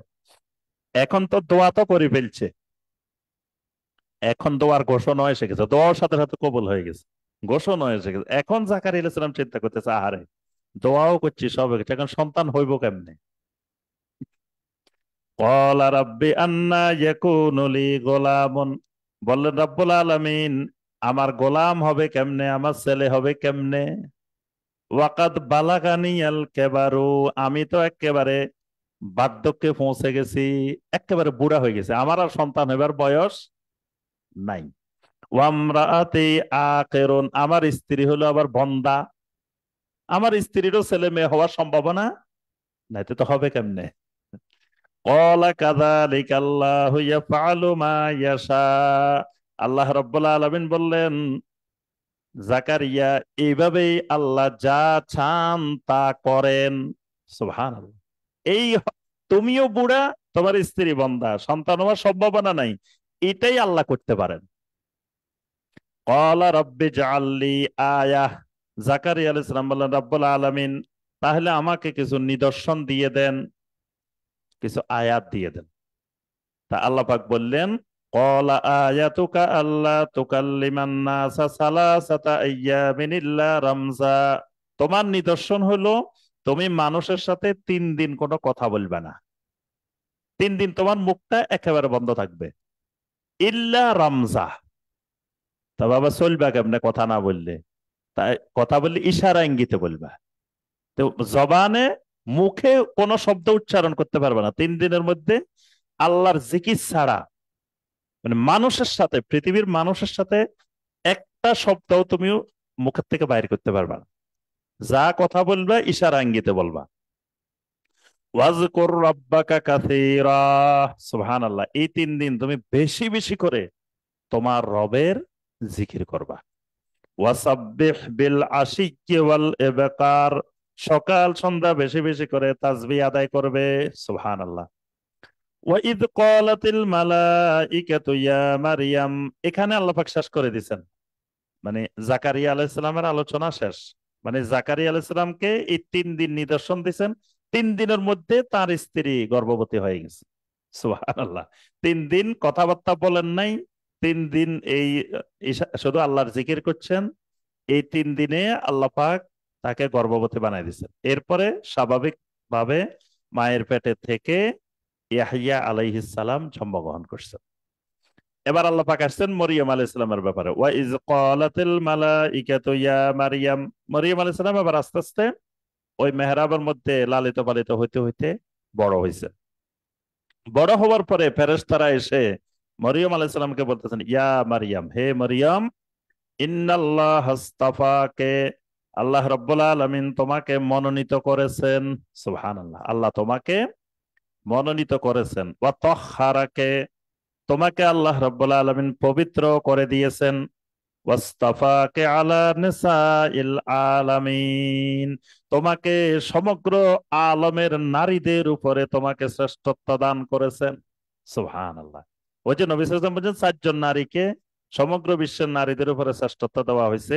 এখানে মারিয়ামের ব্যাপারে সরাসরি আয়াত, ওয়াস্তাফাকে আলা নিসাইল আলামিন, সমগ্র আলমের নারীদের উপরে আল্লাহ তোমাকে মনোনীত করেছেন। ইয়া মারিয়াম কুনুতি লিরাব্বিকে, সুতরাং মরিয়ম তুমি তোমার রবের উদ্দেশ্যে অনুগত হয়ে যাও, কানেতিন হয়ে যাও। আমরা এর আগে আলোচনা করছি কানেতিন বান্দা, বান্দি হয়ে যাও। কানেতিন বান্দা, বান্দি কি রকম? ওই যে দোয়া কুনুতের মধ্যে যে দোয়াগুলো আছে, ওই দোয়াগুলোর বাস্তব প্রতিফলন হয়ে যাও। ওয়াসজুদি ওয়ারকাই মার রাকিঈন, বেশি বেশি আল্লাহকে সাজদা করো, রুকুকারীদের সাথে রুকু করো। যালিকা মিন আম্বাইল গায়বি নূহিহি ইলাইক, এতক্ষণ পর্যন্ত এই মরিয়মের ব্যাপারে, ইয়াহিয়ার ব্যাপারে, জাকারিয়ার ব্যাপারে যা বর্ণনা করা হলো, এগুলো গায়েবের সংবাদ, আমি আপনাকে ওহির মাধ্যমে জানাই দিলাম। সুবহানাল্লাহ। অর্থাৎ ওহির মাধ্যমে না জানাইলে এই বিষয়গুলো আপনার জানার কোনো রাস্তা ছিল না। অর্থাৎ এগুলো গায়েব ছিল, কিন্তু এখন জানাই দিছি, এখন আর গায়েব নাই। তাহলে নবী সাল্লাল্লাহু আলাইহি ওয়াসাল্লাম গায়েব জানেন না। গায়েব যখন আল্লাহ পাক জানাই দিছেন, এখন আর এটা গায়েব নেই, এখন এটা প্রকাশ্য হয়ে গেছে। ওয়ামা কুনতা লাদাইহিম ইয ইউলকুনা আকলামাহুম আইয়ুহুম ইয়াকফুলু মারিয়াম। এখানে আরেকটা জিনিস লক্ষণীয়, সেটা আল্লাহ পাক আগে বলেন নাই, এখানে বলছেন। মরিয়ম আলাইহিস সালামকে যখন মসজিদে আকসায় নিয়ে আসছেন, আনার পরে এখন কে তার লালন পালনের দায়িত্ব নিবে? আল্লাহ পাক আগে বলছেন ওয়া কাফফালাহা জাকারিয়া, জাকারিয়া তার দায়িত্ব নিছেন। এখন জাকারিয়া কিন্তু দায়িত্ব এমনি এমনি পায় নাই, এখন সবাই নিতে চায়। মানে মসজিদে আকসার ইমাম তো আরো আছে, খাদেম আছে, আরো বিভিন্ন জন আছে। এ কয় না আমি দায়িত্ব নিব, এ কয় আমি দায়িত্ব নিব, এ কয় আমি দায়িত্ব। লাস্টে কাকে দায়িত্ব দেওয়া হবে? বলা হলো যে শোনো, এই নদীর মধ্যে প্রত্যেকে কলম নিক্ষেপ করবে। কলম নিক্ষেপ করার পরে যার কলম নদীর পানির সাথে চলে যাবে সে পাবে না, সে বাতিল। যার কলম পানির সাথে না গিয়ে উল্টাই দিকে চলে আসবে সেই মরিয়ম আলাইহিস সালামের দায়িত্ব পাবে। তো এইভাবে সবাই কলম নিক্ষেপ করছে, কিন্তু জাকারিয়া আলাইহিস সালাম যখন কলমটা নিক্ষেপ করছে, হ্যাঁ এরকম কলমেই জাকারিয়া আলাইহিস সালাম যখন কলমটা নিক্ষেপ করছে, তখন কলম এটা ওইদিকে না যায়, উল্টা দিকে এটা চলে আসছে। তখন সবাই ঐক্যমত পোষণ করছেন যে জাকারিয়া আলাইহিস সালামে এটা দায়িত্ব পাবেন। তা আল্লাহ পাক নবী সাল্লাল্লাহু আলাইহি ওয়াসাল্লামকে বলতেছেন, ওয়ামা কুনতা লাদাইহিম, আপনি তো তাদের কাছে উপস্থিত ছিলেন না, ইজ ইউলকুনা আকলামাহুম, যখন তারা তাদের কলম নিক্ষেপ করেছিল, আইয়ুহুম ইয়াকফুলু মারিয়াম, কে মরিয়মের দায়িত্ব নিবে, কে মরিয়মের লালন পালনের দায়িত্ব নিবে। এই এই প্রতিযোগিতার জন্য যখন কলম নিক্ষেপ করছে, তখন তো আপনি সেখানে ছিলেন না। তাহলে আমি এখন আপনাকে না জানাইলে আপনার জানার কোনো উপায় ছিল না। ওয়ামা কুনতা লাদাইহিম ইয ইয়াখতাসিমুন, তখনও আপনি ছিলেন না যখন তারা ঝগড়া করতেছিল, মানে কে লালন পালনের দায়িত্ব নেবে এটা নিয়ে তারা ঝগড়া করতেছিল। ইদ ক্বালাতিল মালাইকাতু ইয়া মারিয়াম, ফেরেশতারা এসে বললেন, হে মারিয়াম, ইন্নাল্লাহ ইউবাশশিরুকে, আল্লাহ পাক তোমাকে সুসংবাদ দিচ্ছেন। কার সুসংবাদ? বিকালিমাতিন, একটা কালেমার সুসংবাদ দিচ্ছেন। এই জন্য ঈসা আলাইসাল্লামকে বলা হয় কালেমাতুল্লাহ। ঈসা আলাইসাল্লামও কালেমাতুল্লাহ। তোমাকে আল্লাহর পক্ষ থেকে একটা কালেমার সুসংবাদ দিতে আসছে, যেই কালেমার নাম হবে ইসমুহুল মাসিহ ঈসা ইবনে মারিয়াম, যার নাম হবে মাসিহ ঈসা ইবনে মারিয়াম। আমরা গত জুমায়ও আলোচনা করছিলাম যে মাসিহ, ঈসা আলাইসাল্লামের নামের আগেও আছে মাসিহ, দাজ্জালের নামের আগেও আছে কি মাসিহ, মাসিহে দাজ্জাল। আর ঈসা আলাইসাল্লামের নামের আগেও মাসিহ। মাসিহ শব্দের 50টার অধিক অর্থ বর্ণনা করছেন মুফাসসিরিন ইকরাম, মাসিহ শব্দের অর্থ। তো তন্মধ্যে শ্রেষ্ঠতম অর্থ হলো ঈসা আলাইসাল্লামের মাসিহ মানে সিদ্দিক, আর দাজ্জালের মাসিহ মানে দিল্লিল। মানে ঈসা আলাইসাল্লামের মাসিহ মানে সবচাইতে সত্যবাদী, মহা সত্যবাদী ঈসা ইবনে মারিয়াম। আর দাজ্জালের মাসিহ মানে সবচাইতে মহাপ্রতারক, গোমরাহ। তার ওই মাসির অর্থ হলো দিল্লিল। যেমন হারাম শব্দের দুইটা অর্থ, হারাম অর্থ নিষিদ্ধ, আবার হারাম অর্থ পবিত্র। আরো অনেকগুলো অর্থ আছে এই মাসিহের। এরপর আল্লাহ পাক বলছেন ওয়াজিহান ফিদ দুনিয়া ওয়াল আখিরাহ, এবং যেই সন্তানটা তোমার হবে এটা দুনিয়া আখিরাতে একটা নিদর্শন হবে। ওয়ামিনাল মুকাররাবিন, আল্লাহর মুকাররাবিন বান্দাদের অন্তর্ভুক্ত হবেন। আল্লাহ রাব্বুল আলামিন আমাদের সবাইকে কোরআনে কারিমের এই আয়াতগুলোর আলোকে আমল করার তৌফিক দান করুন। আমরা এখন সলাতুল আসরের বিরতিতে যাব ইনশাআল্লাহ। আজকে সূরা আল ইমরানের 45 নম্বর আয়াতে কারিমা পর্যন্ত তাফসীর হয়েছে। ইনশাআল্লাহ পরবর্তী তাফসীরে 46 নম্বর আয়াতে কারিমা থেকে তাফসীর হবে ইনশাআল্লাহ। বিরতির পরে ইনশাআল্লাহ আমরা প্রশ্নোত্তর নিয়ে আবার আসবো ইনশাআল্লাহ।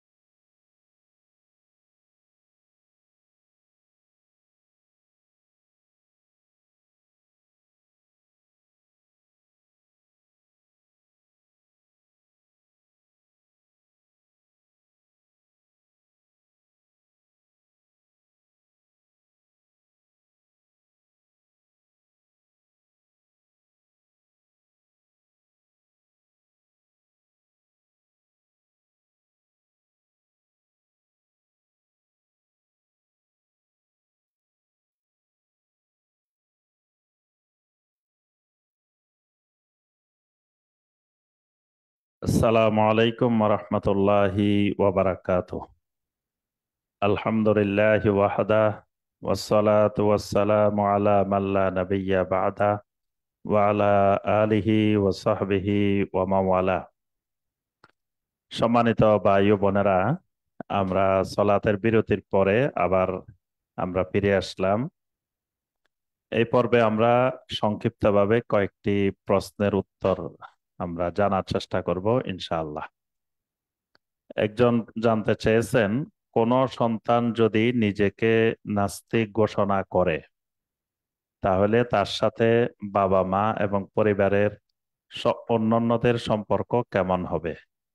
তার উপার্জিত অর্থ কি খাওয়া যাবে? প্রথম কথা, আহ আল্লাহ পাক আমাদের সবাইকে হেফাজত করুন। আল্লাহ যেন আমাদের কারো সন্তান এরকম পর্যায়ে না যায়। তবে নূহ আলাইহিস সালামের মতো আল্লাহর নবী, আল্লাহ রসুল, তার সন্তানও আহ, এক সময় কাফের হয়ে গিয়েছে, যেটা আল্লাহ পাক কোরআনে কারিমে বর্ণনা দিয়েছেন। তো আমরা চেষ্টা করব, সর্বোচ্চ চেষ্টা, কোন সন্তান যেন এরকম পর্যায়ে না যায়। আল্লাহর কাছে দোয়া করব, চেষ্টা করব। যদি আল্লাহ না করুক যায়, তাহলে এ এই সন্তান বাবা মার ওয়ারাসাত থেকে মাহরুম হবে। অর্থাৎ যে নাস্তিক ঘোষণা করবে সে বাবা মায়ের কোনো সম্পত্তি পাবে না।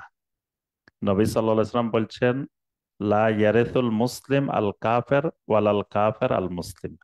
অর্থাৎ মুসলিম কাফেরের ওয়ারিশ হবে না, কাফের মুসলিমের ওয়ারিশ হবে না।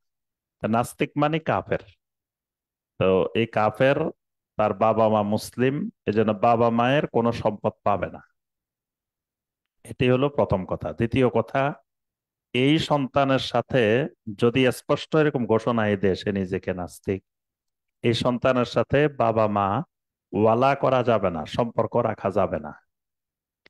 যেমন নূহ আলাইহিস সালাম যখন আল্লাহর কাছে দোয়া করতেছিলেন এই সন্তানের জন্য, তখন আল্লাহ পাক জবাবে বলছেন, ইন্নাহু লাইসা মিন আহলিক, যে নূহ, এই সন্তান তোমার আহালের অন্তর্ভুক্ত নয়। নূহ আলাইহিস সালামকে আল্লাহ পাক সরাসরি বলে দিচ্ছেন। তাহলে এইরকম সন্তান হইলে সে তার পরিবারের আওতাভুক্ত না, সে পরিবার থেকে বের হয়ে যাবে। তাহলে বাবা মার সাথে ওইভাবে সম্পর্ক ওয়ালা থাকবে না, মা বাবা এবং সন্তান হিসাবে। তবে সন্তান যদি মা বাবাকে খাওয়াইতে চায়, কিছু দিতে চায়, এটা নেওয়া যাবে। এটা বাবা মা হিসাবে সন্তানের থেকে নেওয়া যাবে। কাফের সন্তান যদি বাবা মাকে খাওয়ায়, বা সন্তান যদি হারাম উপার্জন করে বাবা মাকে খাওয়ায়, বাবা মার যদি আর কোনো উপায় না থাকে, মানে বৃদ্ধ বয়স, সেই বয়সে তার নিজেরও উপার্জন করার কোনো ক্ষমতা নাই, তো এরকম সন্তান যদি খাওয়ায়, এটা মা বাবার জন্য জায়েজ, অন্যদের জন্য জায়েজ নেই। বর্তমানে কেউ যদি অন্য দেশ থেকে ফিলিস্তিনে গিয়ে জেহাদ করতে, তার জন্য ফতোয়া কি? এটা তার জন্য জায়েজ নাই, এটা তার জন্য হারাম। যে দেশ থেকে সে যাবে, সেই দেশের সরকারের অনুমোদন ছাড়া বা ওই দেশের ওলামায়ে কেরামের অনুমোদন ছাড়া যদি সে যায়, তো এটা তার জন্য জায়েজ হবে না। কারণ আল্লাহ পাক বলছেন আল্লাহর আনুগত্য করতে, রাসূলের আনুগত্য করতে, সাথে বলছেন ওয়া উলিল আমরে মিনকুম। তাহলে উলিল আমরের আনুগত্য ফরজ। তো উলিল আমর কারা? আল উলামা ওয়াল উমারা, ওলামায়ে কেরাম এবং উমারা, শাসক যারা থাকবেন, এরা হইলেন উলিল আমর। তো সুতরাং বাংলাদেশের ওলামায়ে কেরাম বসে যদি সিদ্ধান্ত নেন যে আমাদের এখন ফিলিস্তিন যাওয়া দরকার, সরকার যদি সিদ্ধান্ত নেন, তাহলে গিয়ে সেখানে জিহাদ করলে সেটা শাহাদাত পাওয়া যাবে। আর এখন গিয়ে জিহাদ করলে সেটা আত্মহত্যা হবে, সে জাহান্নামে যাওয়ার মাধ্যম হবে। কিন্তু এটার দ্বারা শাহাদাত বা ইসলামের যে জিহাদ সেটা হবে না। সৎ বাবাকে কি বলে ডাকা যায়? সৎ বাবাকে আব্বা ডাকবে না, বাবা ডাকবে না, অন্য কিছু ডাকবে, আঙ্কেল ডাকবে, কাকা ডাকবে, কত কিছু ডাকার আছে, এরকম কিছু ডাকবে। কিন্তু বাবা মূলত আসলে নিজের বাবাকেই ডাকবে। তো যেহেতু তিনি নিজের বাবাও না, সুতরাং ওইভাবে আব্বা বলাটা ঠিক হবে না। বিগত 1 বছরের বেশি আগে আমার বোন পেটের রোগে আল্লাহর কাছে চলে গিয়েছেন। আমি শুনেছি পেটের রোগে মারা গেলে ইনশাআল্লাহ শহীদের মর্যাদা পাওয়া যায়। তারা আসলে মারা যায় না, বরং তারা জীবিত। আমার বোন মারা যাওয়ার পর থেকে আমার বাকি ভাই বোনেরা ওকে আলহামদুলিল্লাহ স্বপ্নে দেখেছিলাম। তবে বেশ কিছু স্বপ্নে দেখেছি যে ও বেঁচে আছে, কিন্তু স্বপ্নের ভিতরে চিন্তা করতাম ও তো আসলে মারা গেছে, কিন্তু স্বপ্নের ভিতর জীবিত। তাই বুঝতে পারছি না বারবার এরকমের স্বপ্ন দেখার মানে কি বোঝায়।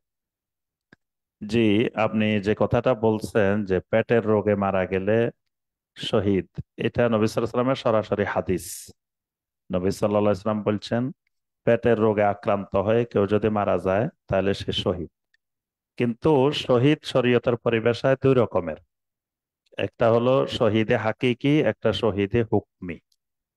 একটা হলো প্রকৃত শহীদ, আর একটা হলো হুকুমগত শহীদ। তো এরকম পেটের রোগে মারা গেলে, অ্যাক্সিডেন্ট হয়ে মারা গেলে, বিভিন্ন ভাবে মারা গেলে, দুর্ঘটনায় মারা গেলে, তারপরে ফ্ল্যাগ রোগে মারা গেলে, এরকম নবী সাল্লাল্লাহু আলাইহি ওয়াসাল্লাম অনেকগুলা আগুনে পড়ে মারা গেলে এগুলোকেও নবী সাল্লাল্লাহু আলাইহি ওয়াসাল্লাম শহীদ বলছেন। তবে এই শাহাদাতটা হুকুমগত শাহাদাত। অর্থাৎ এটা, ওই যে আপনি যেটা বলছেন এরা মারা যায় না, এরা জীবিত, ওইটা হলো প্রকৃত শহীদের ক্ষেত্রে। এটা এই শহীদের ক্ষেত্রে না।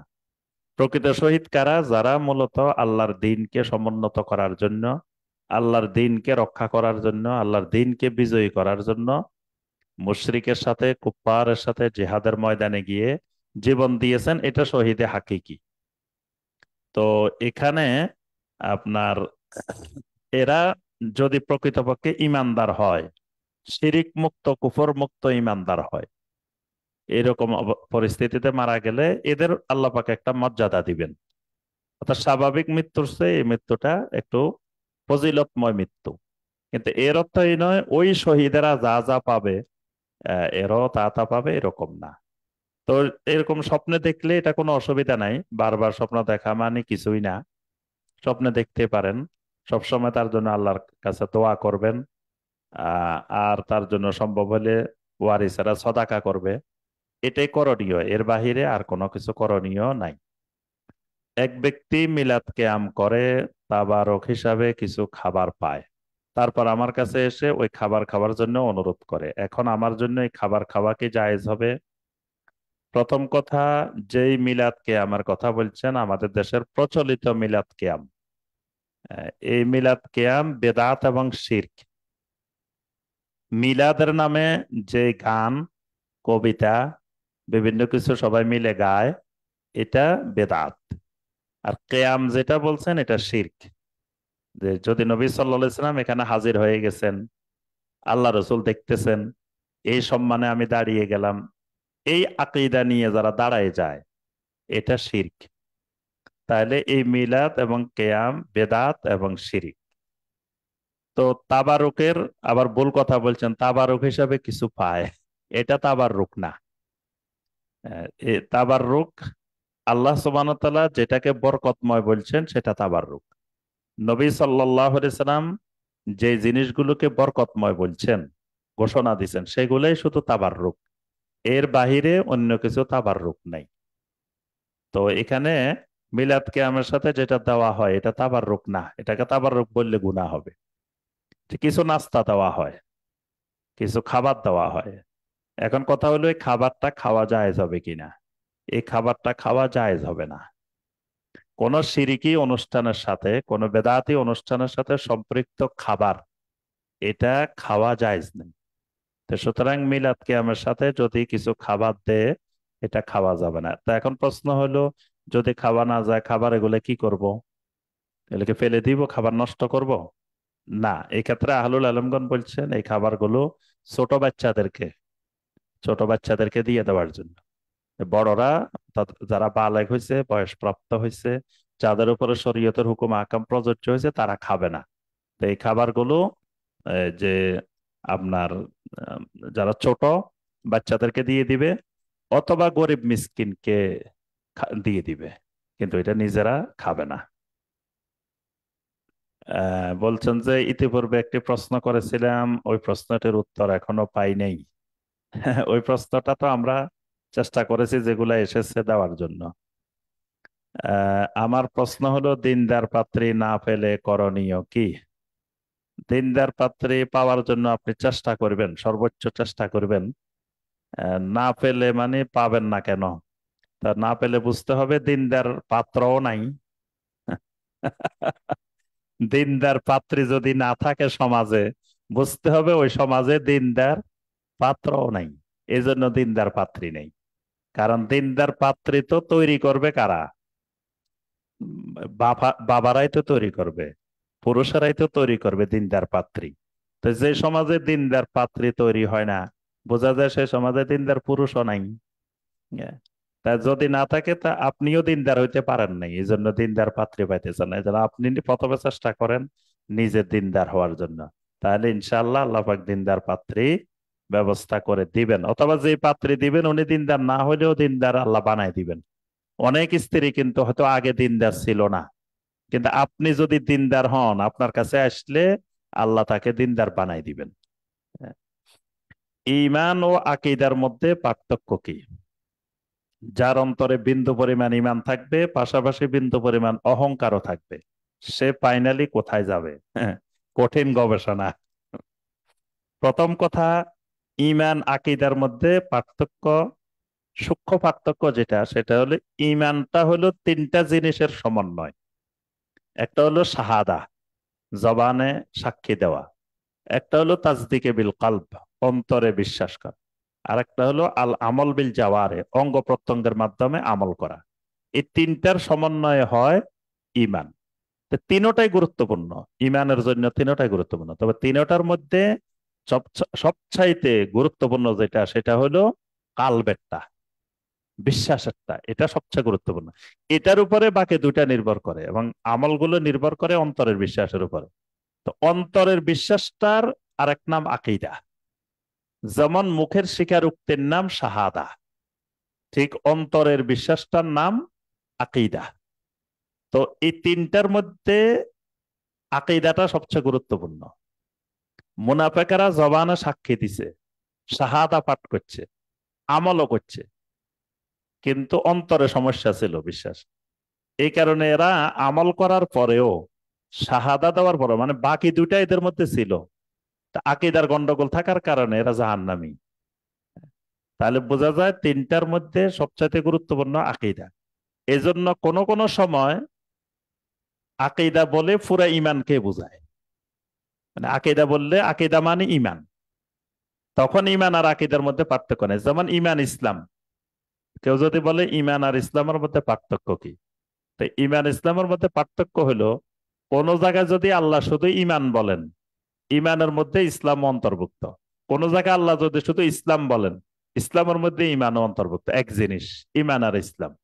কিন্তু একই আয়াতে, একই জায়গায় ঈমানও আসছে, ইসলামও আসছে, দুইটাই আসছে।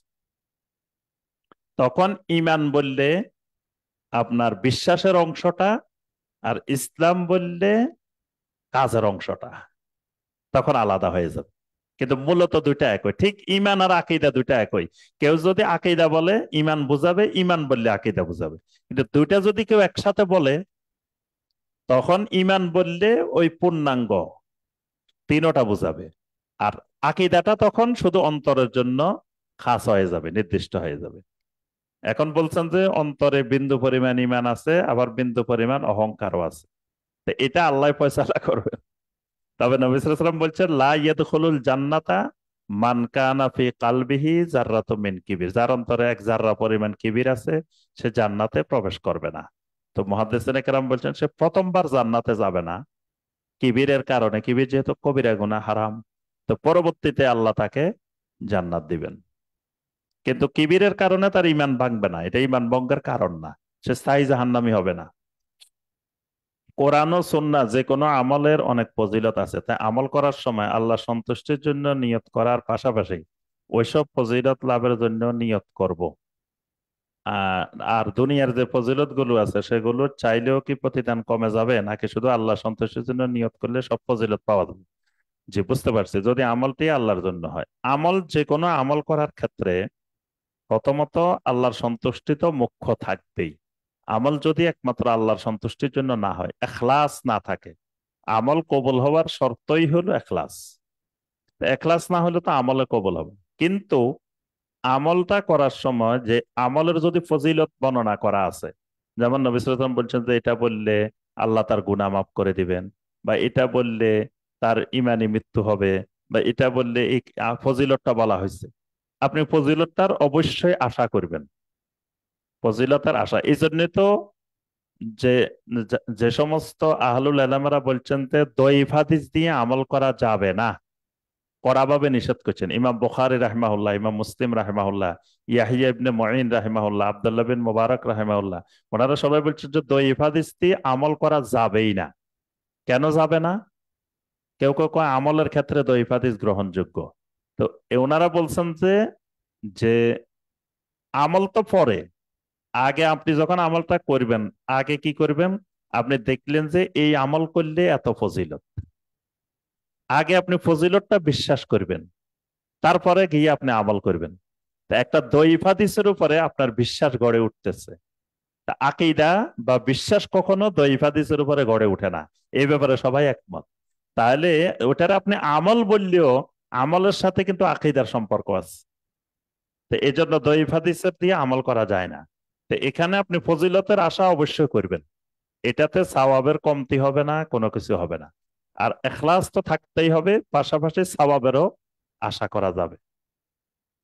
হঠাৎ ঘুম ভেঙে দেখি ফজরের আর বেশি সময় নেই, তাড়াতাড়ি ওযু সেরে এসে দেখি 1-2 মিনিট বাকি, তো সালাতে দাঁড়াতে দাঁড়াতে সূর্য উঠে যাবে। এমত অবস্থায় কি সালাত আদায় করা যাবে নাকি অপেক্ষা করব, যেহেতু সূর্য ওঠা নিষিদ্ধ সময় তাই? জি, সূর্য ওঠার সময় সালাত আদায় নিষিদ্ধ, এটা হলো আম মাসআলা। কিন্তু কিছু ব্যক্তির জন্য নিষিদ্ধ নাই। কার কার জন্য নিষিদ্ধ নাই? যিনি ওই দিনের ফজরের সালাত আদায় করেন নাই, তার জন্য সূর্য ওঠার সময় সালাত আদায় করা নিষিদ্ধ নাই। অর্থাৎ তিনি যখনই ঘুম থেকে উঠছেন, সাথে সাথে উনি সূর্য উঠতেছে কি না উঠে নাই না কি অবস্থা আছে এসব দেখারও দরকার নেই, গবেষণারও দরকার নেই। উনি ঘুম থেকে উঠেই প্রথম কাজ উনি তাড়াতাড়ি দ্রুত সালাত আদায় করবেন। তো সেই সালাতটা যদি সূর্য ওঠার সময়ও হয়, তাহলেও তার সালাত হয়ে যাবে, কোনো অসুবিধা নেই। আরেকটা হলো সূর্য ওঠার সময় তাহিয়াতুল ওযু, তাহিয়াতুল মসজিদ, সলাতুত তাওয়াফ, যেগুলো কারণের সাথে সম্পৃক্ত সলাৎ, কারণটা ওই সময় সংগঠিত হয়েছে, তাহলে এই সলাৎগুলো নিষিদ্ধ না, এগুলো পড়া যাবে। যেমন অজু করছি, অজুর পরে সূর্য উঠতেছে, তখন আমাকে 20 মিনিট অপেক্ষা করার দরকার নাই, ওই সময় তাহিয়াতুল ওযু পড়া যাবে। মসজিদে ঢুকছি, সূর্য উঠতেছে বা সূর্য ডুবতেছে, অনেকে মাগরিবের আগে দিয়ে যখন মসজিদে ঢুকে তখন মনে করে এখন তো সূর্য ডুবতেছে, সালাত আদায় করা যাবে না, তখন যাবে তাহিয়াতুল মসজিদ আদায় করা যাবে। অনেকে তাওয়াফটা শেষ হয়েছে ওই মুহূর্তে, তাহলে উনি ওই সময় 2 রাকাত সালাত আদায় করতে পারবে। এগুলা হলো কারণের সাথে সম্পৃক্ত সালাত। ফজরের সুন্নত ওই সময় না পড়ে, মানে দ্রুত যদি দেখে যে সূর্য উঠতেছে, তাহলে ফরজটা পড়ে নিবে, ফরজটা পড়ে পরবর্তীতে সুন্নতটা পড়বে। সূর্য ওঠার পরে সুন্নত পড়বে, আগে ফরজ পড়ে ফেলবে যদি এরকম সময় না থাকে। আর নর্মালি ফজরের সুন্নতটা জামাতের পরে পড়া যাবে, সূর্য ওঠার আগেও পড়া যাবে। অর্থাৎ জামাতের আগে পড়তে পারে নাই, তাহলে জামাত হয়ে গেছে, তখন ফজরের 2 রাকাত সুন্নত পড়ে নিবে। মৃত ব্যক্তিকে স্বপ্নে দেখলে করণীয় কিছু আছে কি? করণীয় নির্দিষ্ট কিছু নাই।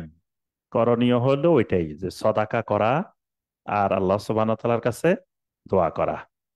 আচ্ছা, একটা লম্বা প্রশ্ন আছে, বলছেন যে তার আগে ছোট একটা প্রশ্ন আছে, এটার উত্তর দিয়ে দিই, পরে আমরা বড়টা দিয়ে শেষ করবো ইনশাল্লাহ। মাগরিবের ফরজ নামাজ একা একা পড়লে কি সূরা উচ্চস্বরে পড়তে হবে? না, উচ্চস্বরে পড়তে হবে না, এই ক্ষেত্রে এখতিয়ার থাকবে। পুরুষের জন্য এখতিয়ার আছে, পুরুষ চাইলে ওই যে জামাতে যেমনে পড়ি আমরা প্রথম 2 রাকাতে উচ্চস্বরে, দ্বিতীয় তৃতীয় রাকাতে এভাবে পড়তে পারবেন। আবার চাইলে চুপে চুপেও পড়তে পারবেন। সেখানে উচ্চস্বরে পড়াটা তার জন্য বাধ্যতামূলক না। এই জন্য দুইভাবেই পড়া যাবে। আর মহিলারা তো অবশ্যই আস্তে আস্তে পড়বেন। আচ্ছা, হজে 10-এ জিলহজ ফরজ তাওয়াফের পরে মুখ ঢাকার কাপড় খুলে নেকাব বেঁধে নেওয়া জায়েজ হবে কিনা। এখানে আপনার প্রশ্নটা স্পষ্ট হয় নাই। এখানে বুঝতে হবে 10-এ জিলহজ 1 নম্বর কাজ জামারায়ে আকাবায় পাথর নিক্ষেপ করা, দ্বিতীয় কাজ হাদি জবাই করা, তৃতীয় কাজ আপনার মহিলাদের জন্য মাথার চুলের অগ্রভাগে 1 ইঞ্চি পরিমাণ কট্টট করা, চতুর্থ কাজ তাওয়াফ, ফরজ তাওয়াফ বা তাওয়াফ ইফাদা, পঞ্চম কাজ আপনার সাই করা, সাফা মারওয়া সাই করা। তো আপনি নেকাবের কথা বলছেন, এই নেকাবটা হলো মানে এহরাম, আহ, মানে এহরামের জন্য নিষিদ্ধ। তা আপনি জানতে চেয়েছেন যে এই নিষিদ্ধ কাজটা তাওয়াফের পরে করা যাবে কিনা। এটা তাওয়াফের পরে না, আপনি তাওয়াফের আগেও করতে পারবেন। এখানে মাসআলা হলো, একটা মাসালা বুঝলে আপনার জন্য সহজ হবে। সেটা হলো প্রথম হালাল দ্বিতীয় হালাল। এই প্রথম হালাল দ্বিতীয় হালালটা বুঝতে হবে। এই 5টা কাজের মধ্যে 3টা কাজ প্রত্যেক হাজিকে করতে হবে, কিন্তু 2টা কাজ কারো আছে কারো নাই। যেমন এই যে হাদিটা, হাদিটা সবাই নাই। যারা হজ্জে কেরান করবেন, হজ্জে তামাত্ম করবেন, তাদের হাদি আছে। যারা আপনার হজ্জে এফরাত করবেন, তাদের হাদি নেই। আর সাইটা, সাফা মারওয়া সাইটা ওই দিন, এটা সবাই নাই। যারা হজ্জে কেরান করবেন, হজ্জে এফরাত করবেন, তারা যদি আগে প্রথমবার তাওয়াফের সাথে সাই করে ফেলে, তাদের এই ফরজ তাওয়াফের সাথে সাই নেই।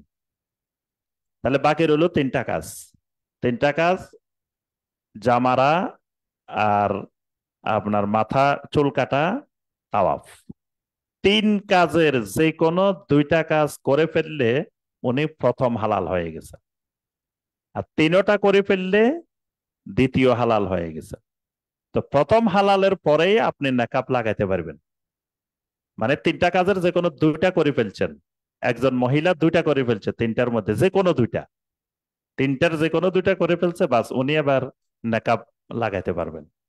ওনার জন্য নিষিদ্ধ নাই। পুরুষেরা যখন 2টা কাজ করে ফেলবেন, তখন তিনি এহরামের কাপড় খুলে ফেলবেন, খুলে স্বাভাবিক পোশাক পরবেন। কিন্তু কিছু নিষিদ্ধ কাজ থেকে যাবে। তিনি স্ত্রীর সাথে মিলিত হতে পারবেন না, এরকম কিছু নিষিদ্ধ কাজ থাকবে। এগুলো যখন সব কাজ কমপ্লিট হবে, তারপরে বৈধ হবে। আশা করি বুঝতে পেরেছেন। অর্থাৎ তাওয়াফের পরে মুখ ডেকে রাখলে কোনো অসুবিধা নাই। আচ্ছা, লম্বা যে প্রশ্নটা, আমার বাবা 50 লাখ টাকা লোন 15 বছরের চুক্তিতে নিয়ে 5 তলা বাড়ি করেন। এখন 8 বছর হয়ে গেছে, কিন্তু লোন শোধ করতে পারছেন না। এর মাঝে মা এন্তেকাল করেন। সেক্ষেত্রে বাবা চান যে কোনো একটি ফ্লোর বিক্রি করে সম্পূর্ণ ঋণ মুক্ত হইতে, কিন্তু যেহেতু বাড়িটি ব্যাংকের কাছে দায়বদ্ধ, তাদের নিয়মের বাইরে ঋণ পরিশোধের আগে বিক্রি করা, কিন্তু বাবার এত টাকা পরিশোধ করার আর কোনো সম্পদ নেই যা দিয়ে ঋণ মুক্ত হবেন। তাহলে তিনি কি ব্যাংকে না জানিয়ে একটু ফ্লোর বিক্রি করে ঋণ মুক্ত করতে পারবেন? আমার আশেপাশের অনেক মালিকই এই উপায়ে ঋণ মুক্ত হয়েছেন। সেক্ষেত্রে ব্যাংক কোনো কৈফিয়ত চাননি বা প্রয়োজন পড়েনি।